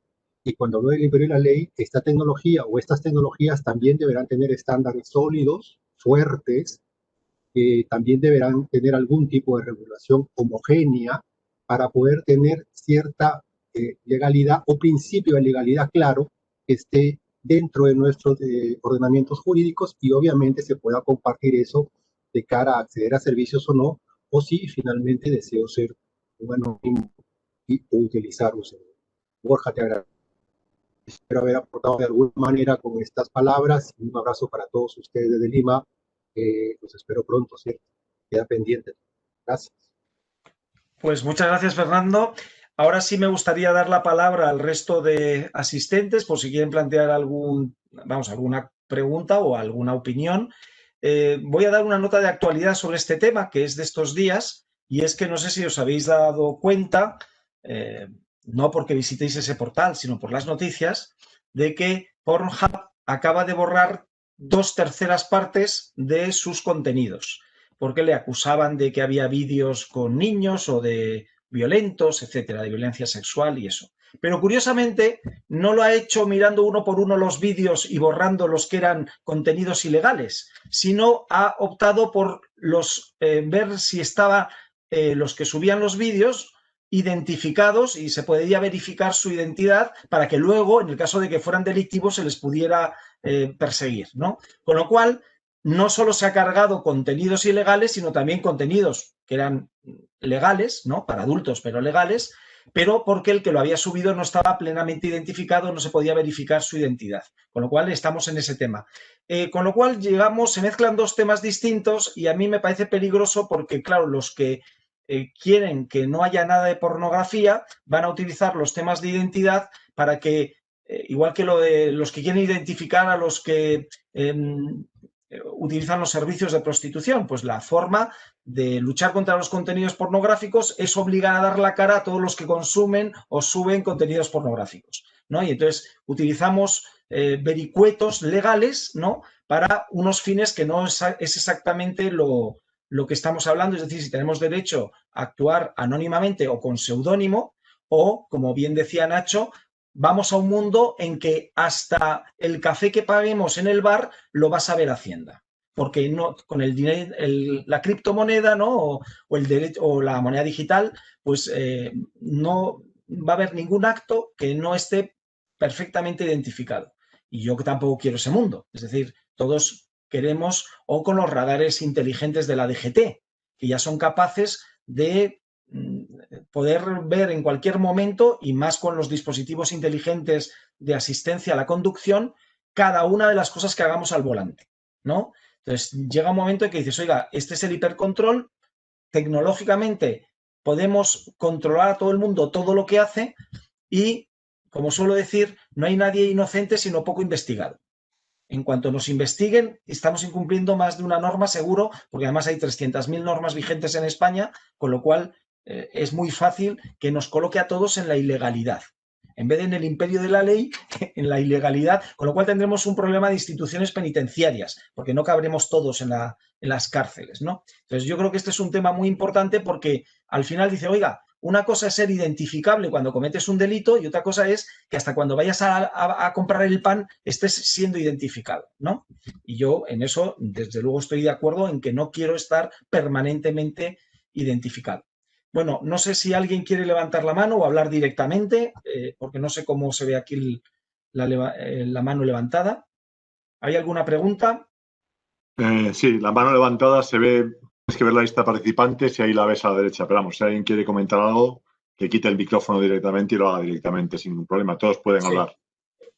Somos pocos, o sea que... No, al final somos 16. Se ha animado la cosa, más o menos. Bueno, yo me gustaría plantear dos cuestiones que yo creo que de algún modo se han planteado ya en esta misma mesa, pero que creo que son muy importantes. Una, no existe una relación unívoca entre una identidad digital y una identidad, vamos a decir, física. Me explico. Si yo le dejo mi DNI electrónico a mi primo y le doy la contraseña, él está actuando en mi nombre, pero no soy yo, ¿vale? Y eso realmente no sé cómo, creo que es muy importante y no sé cómo se puede dar de forma unívoca, que es lo que yo creo que es el sentido que tiene la identificación de alguien. Y la otra cuestión es que, claro, hay que graduar para qué es necesario la identificación, y en muchos casos lo es. Quiero decir, no es lo mismo que yo me vaya a comprar una bolsa de Kikos al kiosco, que no necesito identificarme para nada, pero cuando deposito mi voto, yo solo debiera de poder depositar un voto, porque si tengo 3 identidades, puedo depositar 3 votos, y estoy dando unas condiciones de desigualdad a quien tenga la capacidad de tener esas 3 identidades en relación con el que no la tiene. Pues básicamente eso. Vale, oye, si ya que estamos hablando de identidad, cuando habléis, identificaros para saber, los que no os conozcamos, si sois alumnos o si sois asistentes de fuera, pero vamos, en cualquier caso, Nacho y Víctor, a partir de ahora ya intervenir libremente para contestar también a las preguntas. Soy Álvaro Obregón y creo que estoy identificado y se me pone un marquito azul cuando hablo. ¿Pero quién eres? Soy alumno, Álvaro Obregón. ¿Pero alumno? Sí. Ah, vale, no, si me refiero a eso, que como no sé quiénes son alumnos y esto es una sesión abierta, para que simplemente me digáis si sois alumno o si venís de la escuela, para saber con quién estamos hablando, vamos. Venga. Yo Borja sí que tengo... Sí, no, a ver. Soy nadie. Bueno, eres tú. Sí, dime. Yo tengo algunos comentarios a lo que se ha ido planteando hasta ahora. De hecho, tengo demasiados comentarios para resolverlos todos, pero bueno, voy a ir a alguno de ellos, ¿vale? Se han dicho muchas cosas. A ver, en principio, Voy por Román. A ver, Román hablaba de que en Estados Unidos no tienen un documento nacional de identidad. Es cierto. De hecho, no lo tienen. Pero eso genera bastantes dificultades. Por tanto, desde el atentado del 11 de septiembre se empezó a trabajar en legislación norteamericana para establecer ciertos sistemas de identidad a efectos de los desplazamientos en avión, ¿vale? Y se aprobó la conocida Real ID Act, ¿vale? Que básicamente se está poniendo en marcha después de muchos años en la actualidad. ¿Vale? De hecho, la mayoría de países que no tienen documento nacional de identidad están construyendo estas identidades más fuertes encima de dos instrumentos. Los pasaportes, en primer lugar, ¿vale? Y para aquellos vuelos domésticos y que, por tanto, pues no exigen la tenencia de pasaporte, la Mobile Driving License, ¿vale? Entonces, de alguna forma, más o menos, cuando tú te encuentras en un entorno en el cual hay un interés supraindividual que se traduce en que te ponen unas obligaciones de identificación, que yo creo que, pues, si no son absolutas, exorbitantes y tal, pueden ser constitucionalmente proporcionales, y así la verdad es que prácticamente se ha ido dilucidando siempre que se ha llevado a una Corte Constitucional esta cuestión, ¿vale? Pues bueno, cuando eso ocurre, pues al final tiene que poner un instrumento de identidad fuerte, ¿vale? Y esto es para la Unión Europea, incluidos los países que siguen la filosofía realista norteamericana, que tampoco les gusta lo del DNI, y ahí es donde tenemos los países nórdicos, como para países de corte protestante o calvinista, que son los que más han respondido pues, a la centralización de la seguridad pública por parte del Estado, ¿vale? Lo cual, por cierto, en tu mundo, que es el de la ciberseguridad, se ha traducido en que ellos afrontan esto como un mercado, mientras que nosotros lo afrontamos como un servicio público, que no es un tema menor, ¿vale? Y que con el recién presentado paquete de ciberseguridad de la Unión Europea, que me consta que estás perfectamente al corriente, pues se refuerza. Dicho todo esto, lo cierto es que cuando hablamos de identidad, este es un concepto un poco complejo, ¿vale? Porque no es lo mismo hablar de la identidad de Nacho Alamillo pues como un servicio público sustentado por el Estado, que es derecho y obligación a la vez, que cuando hablamos de cualquier otra identidad de Nacho Alamillo. Es decir, que efectivamente tenemos que ver, tenemos que garantizar que una persona pueda tener múltiples identidades, porque efectivamente la identidad es un instrumento social, es un constructo social realmente la identidad. Y la identidad tiene más que ver con cómo te reconocen los demás, ¿vale? Desde esta perspectiva, ¿vale? Y con lo que tú proyectas que con la realidad biológica. Por lo tanto, es cierto que existe un concepto múltiple. La forma de conectar, de resolver la vinculación entre esas múltiples identidades y la identidad biológica, que es un problema que tenemos bastante grave, es a través de la biometría.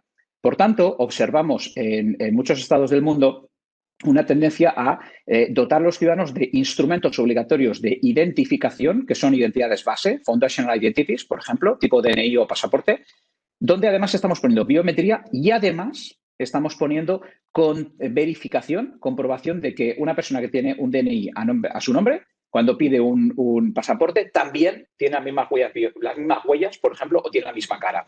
Que esto es un problema, una disfunción que teníamos en la Unión Europea que se está corrigiendo en estos momentos y que permitía la obtención de pasaportes fraudulentos. Con lo cual, dentro de Schengen, podía haber una persona que salía por un país, entraba por otro, las puertas a veces se abrían automáticamente porque la biometría era correcta, pero estaba incorrectamente asignada. El tema es que todo esto a mí me parece bien, pero no me parece bien que sea lo único y no me parece bien que, como consecuencia de que tengamos estos sistemas de seguridad pública tan fuertes, perdamos toda forma de privacidad. ¿Dónde estaría quizás la propuesta que me parece interesante en términos de identidad autosoberana? ¿Vale?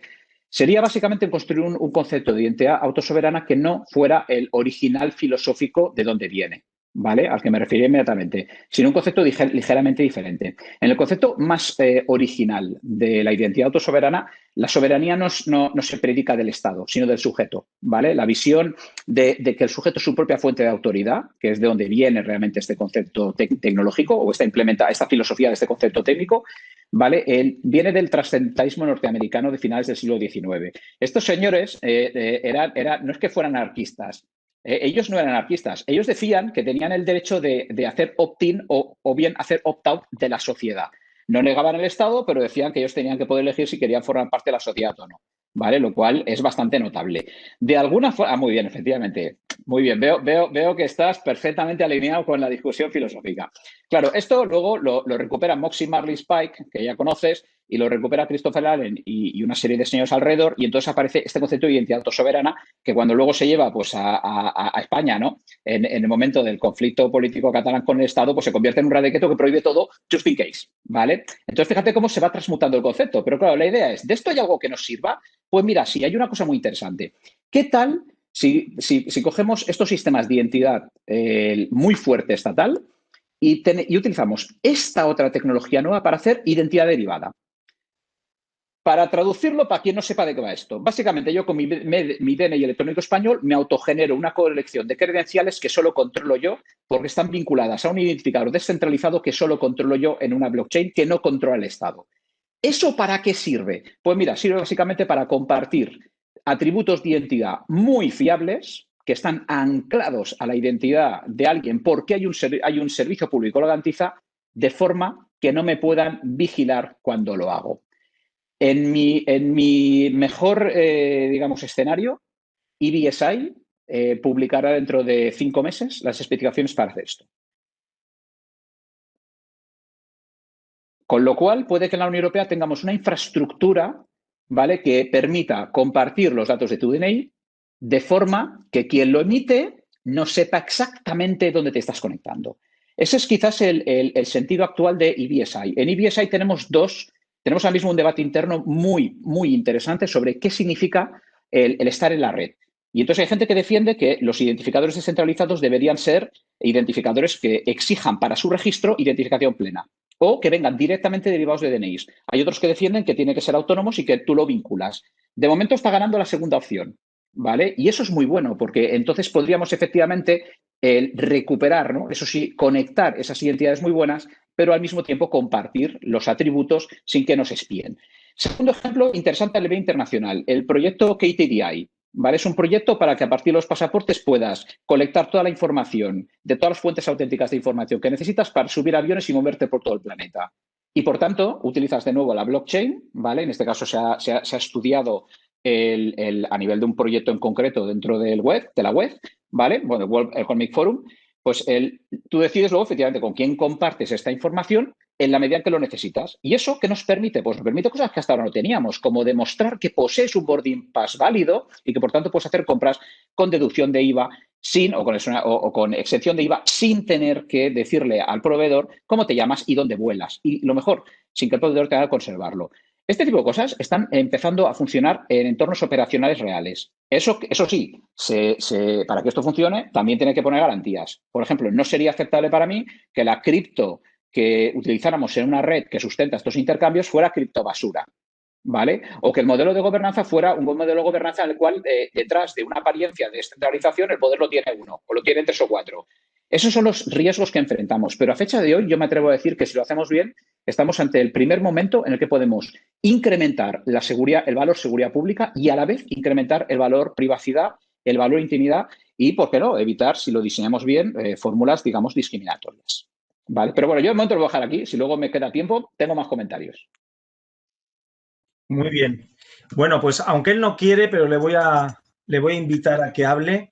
Quiero que Silvino Navarro, que es un registrador muy interesado en todas las cuestiones tecnológicas, nos dé su opinión o sobre todo pregunte y aproveche para preguntar a la gente que está aquí sobre la posibilidad, ¿no?, de que se pudiera establecer un registro que, aparte de que esté el registro civil, que está poco informatizado, pero si se pudiera crear un registro para esas tablas de equivalencia entre los seudónimos, ¿no?, y la verdadera identidad, incluso para un tema muy concreto, que es los atributos. Es decir, que yo me pueda hacer miembro de una red social que exige una verificación de edad que nadie está haciendo, ¿no?, de que en teoría, según el Reglamento de Protección de Datos, se necesita 14 años para hacerse miembro de una red social, o el que entrar en una página de adultos para mayores de 18 y que yo pueda hacerlo sin tener que desvelar mi identidad, pero que alguien certifique que sí, que tengo 18 años. Silvino, cuando quieras. Sí, bueno, hola Borja y hola a todos. Hola Nacho, que te sigo con mucho interés siempre y alguna vez hemos intercambiado algún correo electrónico cuando te pedí la tesis por mail. Yo realmente, un poco lo que comentaba Borja, yo me preguntaba si partimos, o sea, nos movemos desde ese anonimato que defiende Román al pseudonimato bueno, yo lo veo más acorde a lo que la sociedad exige en este momento. ¿Cómo veríais vosotros como expertos que una institución pública bueno, que está plenamente informatizada, no se tiene noticia de ninguna brecha de seguridad en temas informáticos a la hora de conservación y fuga de datos, como pueden ser los registros de la propiedad inmobiliaria, de la propiedad mobiliaria, los registros mercantiles, pudieran utilizar esa infraestructura para la conservación de esas tablas de equivalencia con una seguridad, digamos, informática fuerte?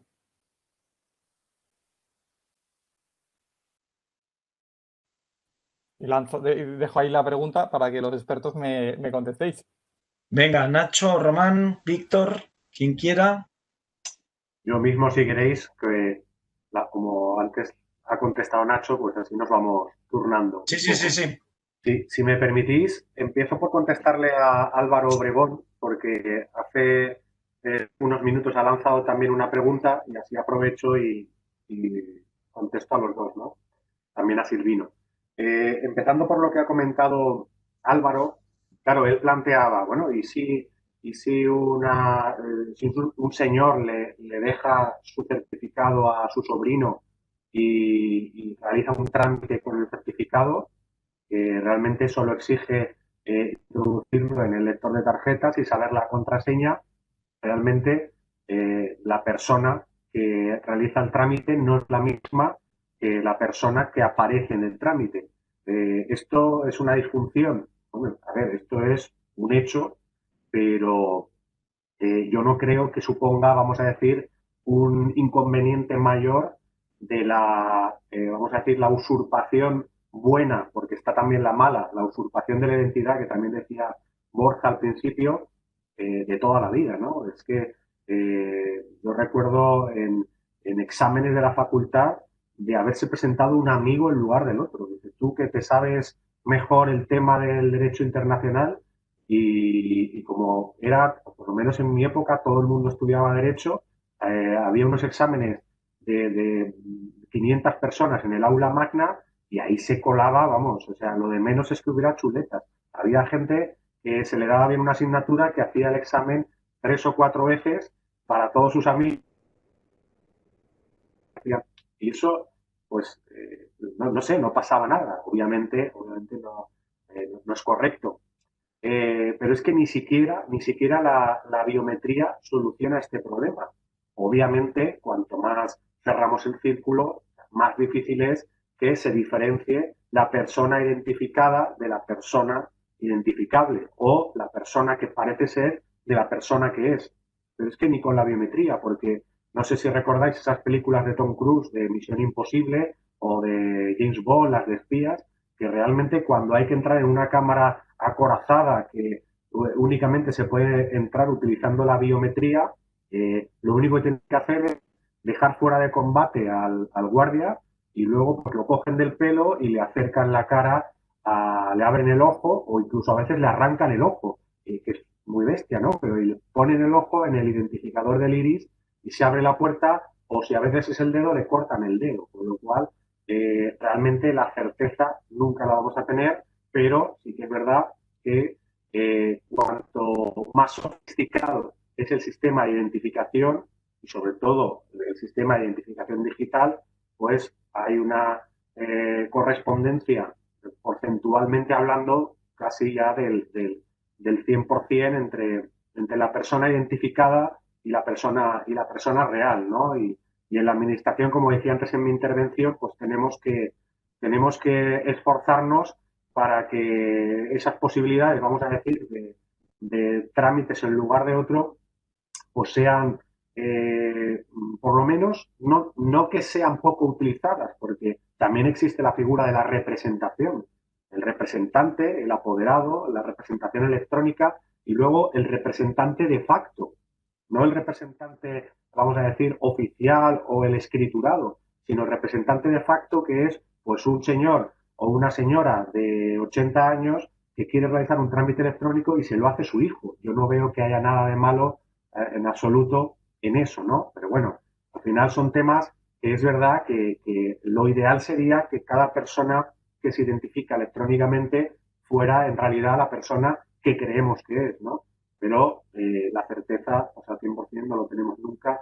Y yo soy de los que piensan que hay que asumir grupo asumible, valga la redundancia, que sea porcentualmente bajo y sobre todo que las consecuencias, porque hablaba también antes del equilibrio entre dar un buen servicio público y esa seguridad, esa fehacientia, las consecuencias de una posible usurpación pues no sean tan graves, ¿no?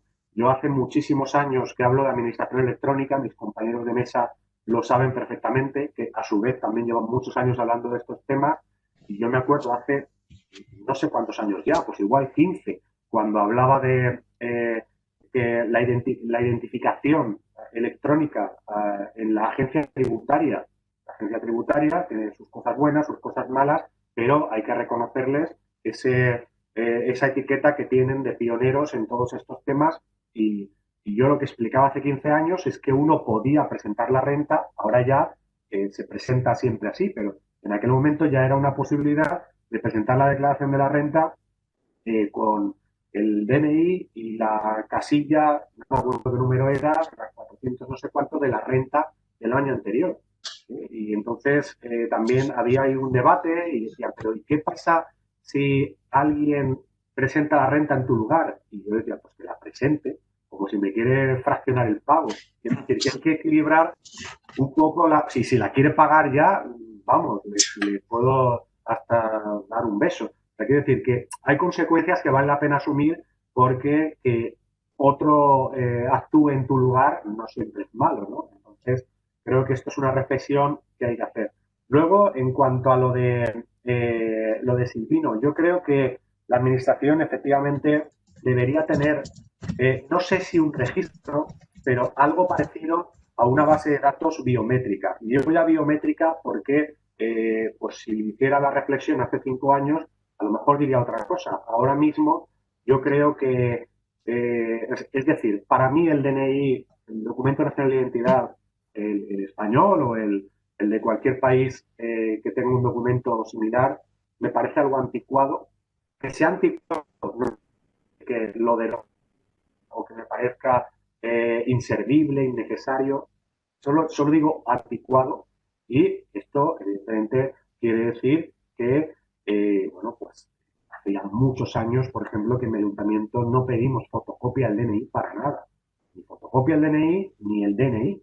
Y como decía también Borja, ¿no? La identificación es que uno es idéntico, por ejemplo, a su foto del DNI. Bueno, pues también uno puede ser idéntico a otras cosas que también identifican. Sí. También uno, o lo que contaba del concejal que se le olvidó el DNI, y yo en ese momento decidí que era idéntico a sí mismo, idéntico a la imagen mental o lo que yo recordaba, el recuerdo de hacía unos días. Tampoco hacía falta tener una gran memoria, pero era idéntico a quien yo recordaba con ese nombre y con ese aspecto y con esa cara y esa complexión física. Entonces, quiero decir, hay que empezar digamos, a ir a lo práctico. Luego, lo de la mejor una administración, el ayuntamiento siempre parece que actúa el último, ¿no? Porque tiene que esperar a que el Estado apruebe una ley, a que haya un proyecto o la comunidad autónoma y tal, pero yo en este momento estoy planteando ya directamente que el ayuntamiento tenga una base de datos biométrica de sus ciudadanos, para que puedan venir un día con las manos en los bolsillos, o sea, es decir, sin documentos ya vienen. Me refiero a documentos administrativos, certificados, ese tipo de cosas, porque tienen el derecho a que la administración los obtenga o los compruebe en su nombre. Pero es que ya creo que podríamos ir a la fase siguiente de identificarlos en base a una base de datos, por ejemplo, de huellas dactilares. La Policía Nacional tiene las huellas dactilares de todos los españoles. supone, ¿no? O de muchos. ¿Y por qué? ¿Dónde está eso? O sea, ese monopolio, me está diciendo Nacho que no, bueno, luego lo explicas tú. Pero ¿quién dice? Pero lo que sí que estaremos de acuerdo todos es que ¿dónde dice que la Policía Nacional tenga el monopolio de las huellas dactilares? Ese monopolio, ¿dónde está, no? Entonces yo también creo lo tiene Apple. Apple también tiene nuestras huellas dactilares. ¿Quién? Apple, con el iPhone, bueno, con el sistema de... Vale, pues si vais por ahí, evidentemente estoy de acuerdo, pero me refiero a nivel administrativo, ¿no? Si nos metemos ya en los gigantes, ¿no?, tecnológicos, pero a nivel administrativo, pues la Policía Nacional tiene un monopolio. ¿Quién dice, y lo utiliza, y me parece bien, de quién dice que otra administración no pueda tener una base de datos de huellas dactilares? En este caso, no ya, Nacho también, pues sale, venga, luego lo explica. Pero, bueno, pues es un proyecto también interesante, siempre pensando en lo que podemos hacer para facilitarle la vida a las personas, ¿no? Y como veo que hay ganas de rebatirme, pues... ¿Puedo? Sí. Por favor. Venga, vamos a explicar. Venga. Venga, vamos con... A ver, Silvino quería decir algo, esperar, que no le dejamos hablar. Que tampoco, o sea, que no me has contestado mi pregunta, Víctor. Pero ahora Nacho iba a decirte algo. Perfecto, pues nada, gracias. Sí, yo te Nacho, que me ha boicoteado un poco la... No, yo tengo ganas, bueno, son dos temas. A ver, la pregunta era lo de un registro de seudónimos y atributos con pues, un cierto nivel de seguridad, ¿vale? Basados en un registro jurídico o por qué no, en un registro administrativo. Luego hablamos de la biometría, que es el otro tema. Asumiendo, digamos, pues que hay un proceso de identificación de acuerdo con la legislación vigente, cosa que luego nos permitirá dilucidar si podemos hacerlo con biometría o no. Obviamente yo entiendo que sí, que no hay absolutamente ningún problema en emitir credenciales, por ejemplo, de identidad autosoberana, por seguir utilizando el término, ¿no?, de identidad descentralizada, donde tú le entregas una credencial a alguien que en la credencial no aparece su nombre. O sea, tú puedes emitir credenciales al portador. Y eso es posible hacerlo. Tú podrías decir, mira, yo hago un registro donde yo el enuncio, por ejemplo, pues yo no sé quiénes son titulares de ciertas cosas, ¿vale? Y podría yo, por ejemplo, decir que el portador de esta credencial, que no te digo cómo se llama, es dueño de un inmueble. Pues sí, ¿por qué no? ¿Por qué no lo voy a poder hacer? De alguna manera, no parece haber nada malo en ello. Otra cosa es la utilidad que socialmente que pueda dar, ¿vale? Y desde luego no infringe ninguna norma y permite una cosa muy bonita, que es el selective disclosure, ¿no? La idea básicamente de todo este rollo de la identidad autosoberana, al final es que tú tengas una forma de compartir los datos de identidad que necesitas. Entonces, oye, si yo, por ejemplo, tengo un identificador descentralizado y el registro es capaz de darme información sobre mis propiedades vinculada a mi registro, a mi identificador descentralizado, pues igual yo puedo acreditar eso frente a un tercero sin tener que enseñarle mi DNI. ¿Vale? Hasta que sea necesario, por supuesto. De hecho, hemos hecho en este proyecto que os comentaba, el de Mobile Driving License, también hay que es el proyecto Horizonte 2020 Olympus, hay un caso de uso donde hacemos algo parecido, ¿no? Hay un usuario que conecta un montón de información sobre solvencia mediante una credencial anónima, ¿vale? En este caso, anónima para cualquier receptor, ¿vale? Y este caso es anónima porque utiliza un protocolo de credenciales anónimas, o sea, es técnicamente anónima, ¿vale? Utiliza un tipo de matemáticas que permiten que genere una prueba de posesión, en este caso de una serie de documentos que acreditan que está por encima de un nivel de solvencia, para que le hagan una oferta. Y entonces, cuando recibe la oferta, es cuando divulga los datos reales. Sin embargo, nadie con esa prueba matemática va a ser capaz de saber ni la identidad del solicitante, ni realmente qué datos reales había detrás de esa acreditación de solvencia. Esa es la magia de los protocolos de credenciales anónimas. Y esto no significa que no puedas tirar del hilo cuando sea necesario. Significa que, por defecto, no estás siendo ordeñado a todas horas por todos los que están observando tu vida, que son cada vez más. ¿Vale? Este es un tema. Ahora voy a por Víctor. A ver, el tema de la biometría. Voy a explicar la triste historia de las universidades catalanas que quisieron implementar el control de examinandos al hilo de la pandemia de la COVID. ¿Vale? En Cataluña, varias universidades plantearon utilizar controles biométricos, ¿vale? Verificación biométrica de la identidad de los que se estaban examinando desde sus casas, ¿vale? Básicamente la idea era que entraban al azar, obviamente habiendo informado, habiendo explicado todo, habiendo hecho evaluación de impacto. Entonces, lo que hacían era básicamente proponer, oye, mira, entraremos durante el examen aleatoriamente y verificaremos tu cara, ¿vale? Verificaremos si tu cara coincide con la de tu DNI. ¿Vale? Para que no haya fraude, para que quien se examina, pues sea quien dice ser, ¿vale? ¿Qué se encontraron? Se encontraron básicamente que las autoridades de control dijeron, tanto la española como la catalana, que no hay. ¿Por qué? Porque, como sabes perfectamente, el artículo 9.1 del Reglamento General de Protección de Datos prohíbe los tratamientos biométricos con la finalidad de identificar unívocamente a una persona. Prohibición que se puede levantar en algunos de los casos del artículo 9.2. Uno de los casos del artículo 9.2 es la constatación de la existencia de un interés público esencial. Y aquí es donde viene el tema. ¿Constituye un interés público esencial verificar la identidad de los examinandos, bla, bla, bla, bla? Pues ¿sabes qué dijeron las dos autoridades? Que no.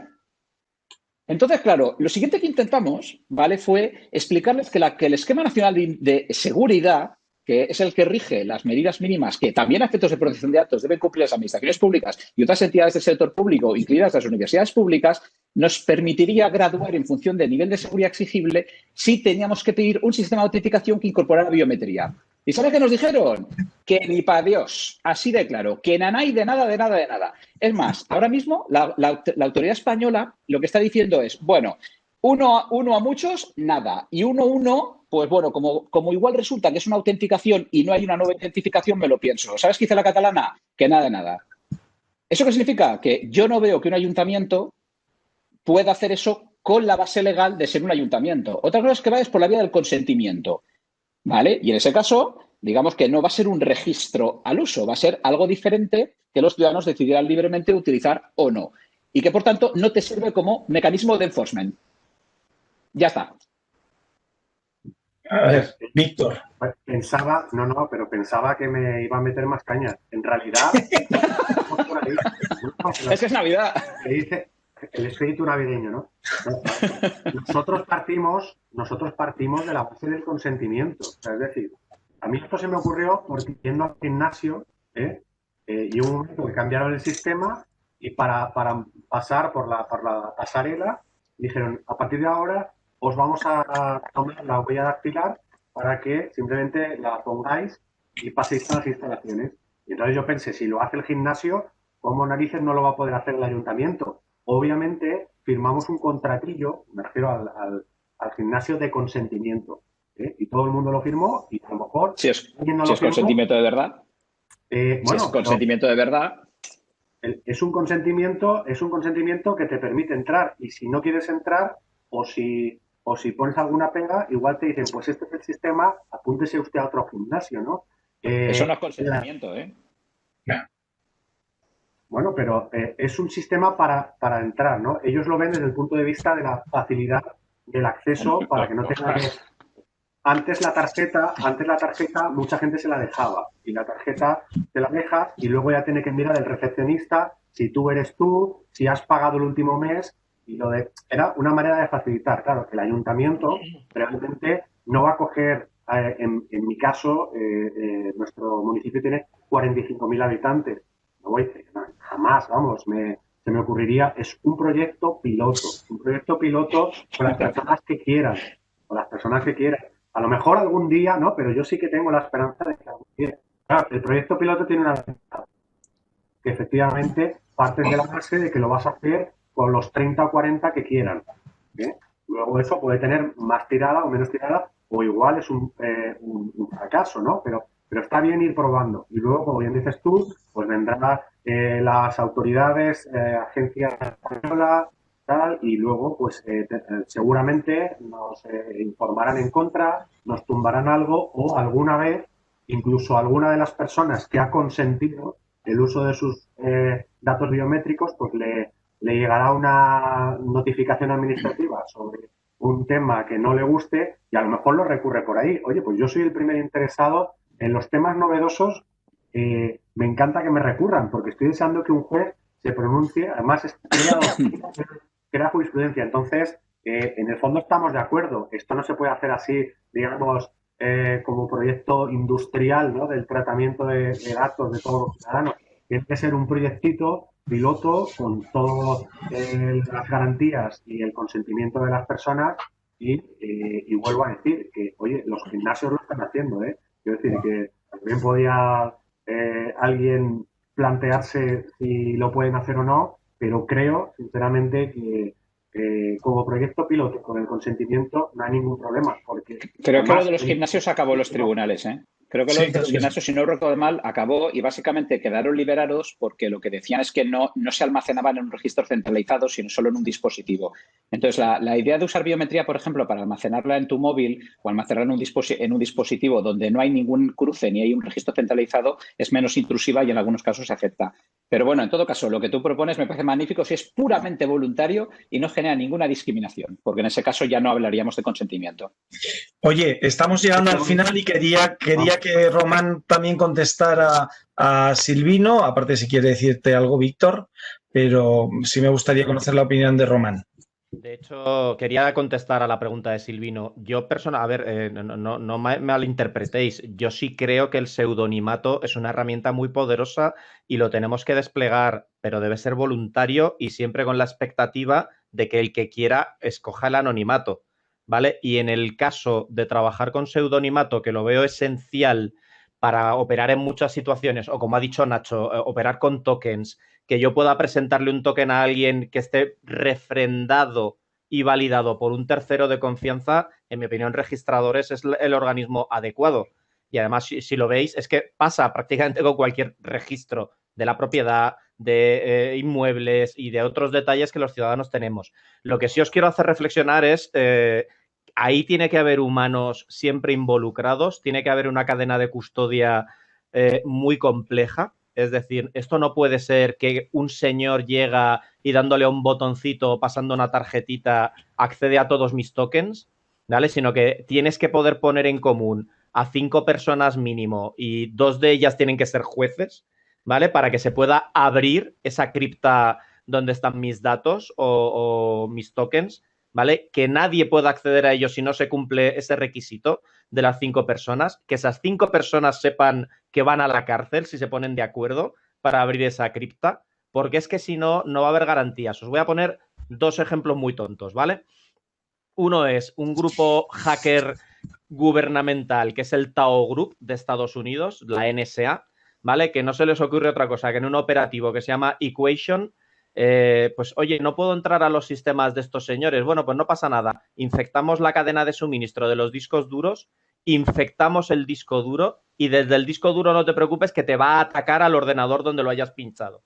Eso es un ejemplo. Y otro ejemplo es, hay 8.000 formas de saltarse el air gap, la separación por aire de entornos aislados, que fácilmente te permiten infectar una zona de alta seguridad y saltar de ella a otra zona. Si esto está pasando hoy en el mundo real, de verdad, caballeros, que se puede atacar cualquier base de datos. Entonces, la única manera es, como está comentando el propio Nacho, multifirma apilada, de tal manera que o cumples la cadena de las 5 firmas o esa base de datos no se puede abrir de ninguna manera, que el usuario sí pueda generarse tokens sobre la marcha y quemarlos y que nunca pueda usar el mismo token 2 veces.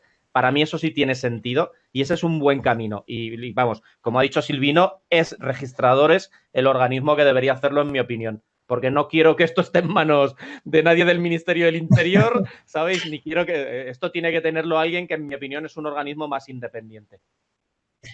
Bueno, pues me parece, no sé si alguien más del público quiere intervenir porque nos quedan ya muy pocos minutos. Si no, pues voy a hacer un pequeño cierre antes de irnos. Primero, que agradecer a todos los que habéis intervenido y, bueno, y por supuesto a la organización, porque creo que ha sido muy interesante. De aquí salen, yo creo que buenas ideas. Está claro que vamos por fases. Un tema es el pseudonimato y si vamos a un esquema de pseudonimato tiene que ser seguro y fuerte, con una seguridad. Incluso en broma siempre digo a Román que pide 5 personas y para el botón nuclear solo se necesitan 2 llaves. O sea que ya es una seguridad. Luego, respecto al anonimato, efectivamente, pues vamos a tener que seguir hablando de ello porque ya lo que no creo que sea posible, ¿no? Más allá de estas teorías anarquistas de que no haya DNIs, pues ya le digo que esto no sería una carta de derechos digitales, sino la carta de los Reyes Magos anarquistas. Pero como no existen Reyes Magos anarquistas, pues en la carta de derechos digitales no podemos ir, como también ha habido alguna propuesta de cargarnos todo el derecho de copyright. Bueno, pues eso es muy deseable para algunos, pero no podemos ir contra todo el derecho armonizado de la Unión Europea, ¿no? Y entonces en la Carta de Derechos Digitales tenemos que sujetarnos, podemos ir un poquito más allá, pero tenemos que sujetarnos al contexto. Yo creo que sí supondría, respecto a los fundamentalistas de la identificación, el ganar un espacio de privacidad fuerte, ¿no? Y yo creo que esa trinchera la tenemos que asegurar. Y luego, pues hablaremos de la otra trinchera, que es la del anonimato, y sin llegar al de la impunidad, porque yo creo que puede haber un anonimato para algunas cosas, pero que por otro tipo de investigaciones se pueda llegar a determinar quiénes son los que han cometido un delito. Ahora, también tengo que decirle a Román que eso de que a la Guardia Civil y a la policía les funcionan las otras técnicas, hombre, les funciona poquito, porque la impunidad de ciberdelitos en España es del 99,6%. Entonces, en un 0,4% funciona y pueden ponerlo a disposición judicial, sabiendo que el esclarecimiento de los ciberdelitos es un 14%, pero como están en Ucrania o por ahí, pues échales un galgo y es más complicado pillarles y ponerles a disposición judicial. Bueno, también se han quedado temas en el tintero, como por ejemplo lo que decía Víctor Almonacid del recuerdo que tenemos, ¿no? Porque se habla mucho, sobre todo como en las pruebas testificales en los juicios, si realmente los recuerdos son fiables o reconstruimos los recuerdos, ¿no? Incluso de, oye, pues me acuerdo, tu cara me suena, ¿no? Pero, y luego está ahora en el terreno digital las deepfakes, con lo cual, si nos vamos a identificaciones por videoconferencia con deepfakes, podemos liarla también. O sea, que hay muchos posibles problemas ya no de identidad, sino de identificación o de identificabilidad, que aunque no ha salido en el debate, lo puse en el chat. Yo creo que no solo es un derecho, sino también es un deber. Es un derecho-deber. Y vivir en sociedad implica que los demás tenemos derechos a saber con quién estamos viviendo. Y, por ejemplo, el registro de pasajeros, ¿no? Pues que fue criticado por muchos y yo, sin embargo, digo, oiga, pues yo es que estoy muy a favor de saber quién se sube en el avión conmigo y que alguien lo controle. Yo me siento más seguro. No hace falta que yo sepa la identidad de todos, pero que alguien la revise, pues yo me siento más seguro. Luego, como hay muchos temas, yo creo que se nos ha quedado corto el tiempo y es la mejor demostración de que el tema merecía la pena y creo que ha sido un debate muy intenso, con lo cual, pues eso, lo dicho, agradeceros a todos los que habéis intervenido, a la organización y a los que habéis asistido por vuestra paciencia y os emplazamos a la próxima mesa redonda el próximo año, que esperemos ya sea presencial, porque esta mesa ya se ha convertido en una de las costumbres navideñas y de las tradiciones, así que creo que poco a poco irá ganando peso, como el campeonato de baloncesto de Navidad que antes había en el Real Madrid ya no se hace, pues ahora tenemos esta mesa redonda. Así que a todos... Tenemos que ponernos gorrito de Navidad. Pues mira, es una buena idea para el año que viene. Muchas gracias a todos, ha sido un placer estar por aquí con vosotros. Colgaremos el vídeo también en YouTube para que esté accesible para todo el mundo y para la posteridad. Y gracias también a nuestros que han participado desde Iberoamérica, que siempre han tenido que madrugar más.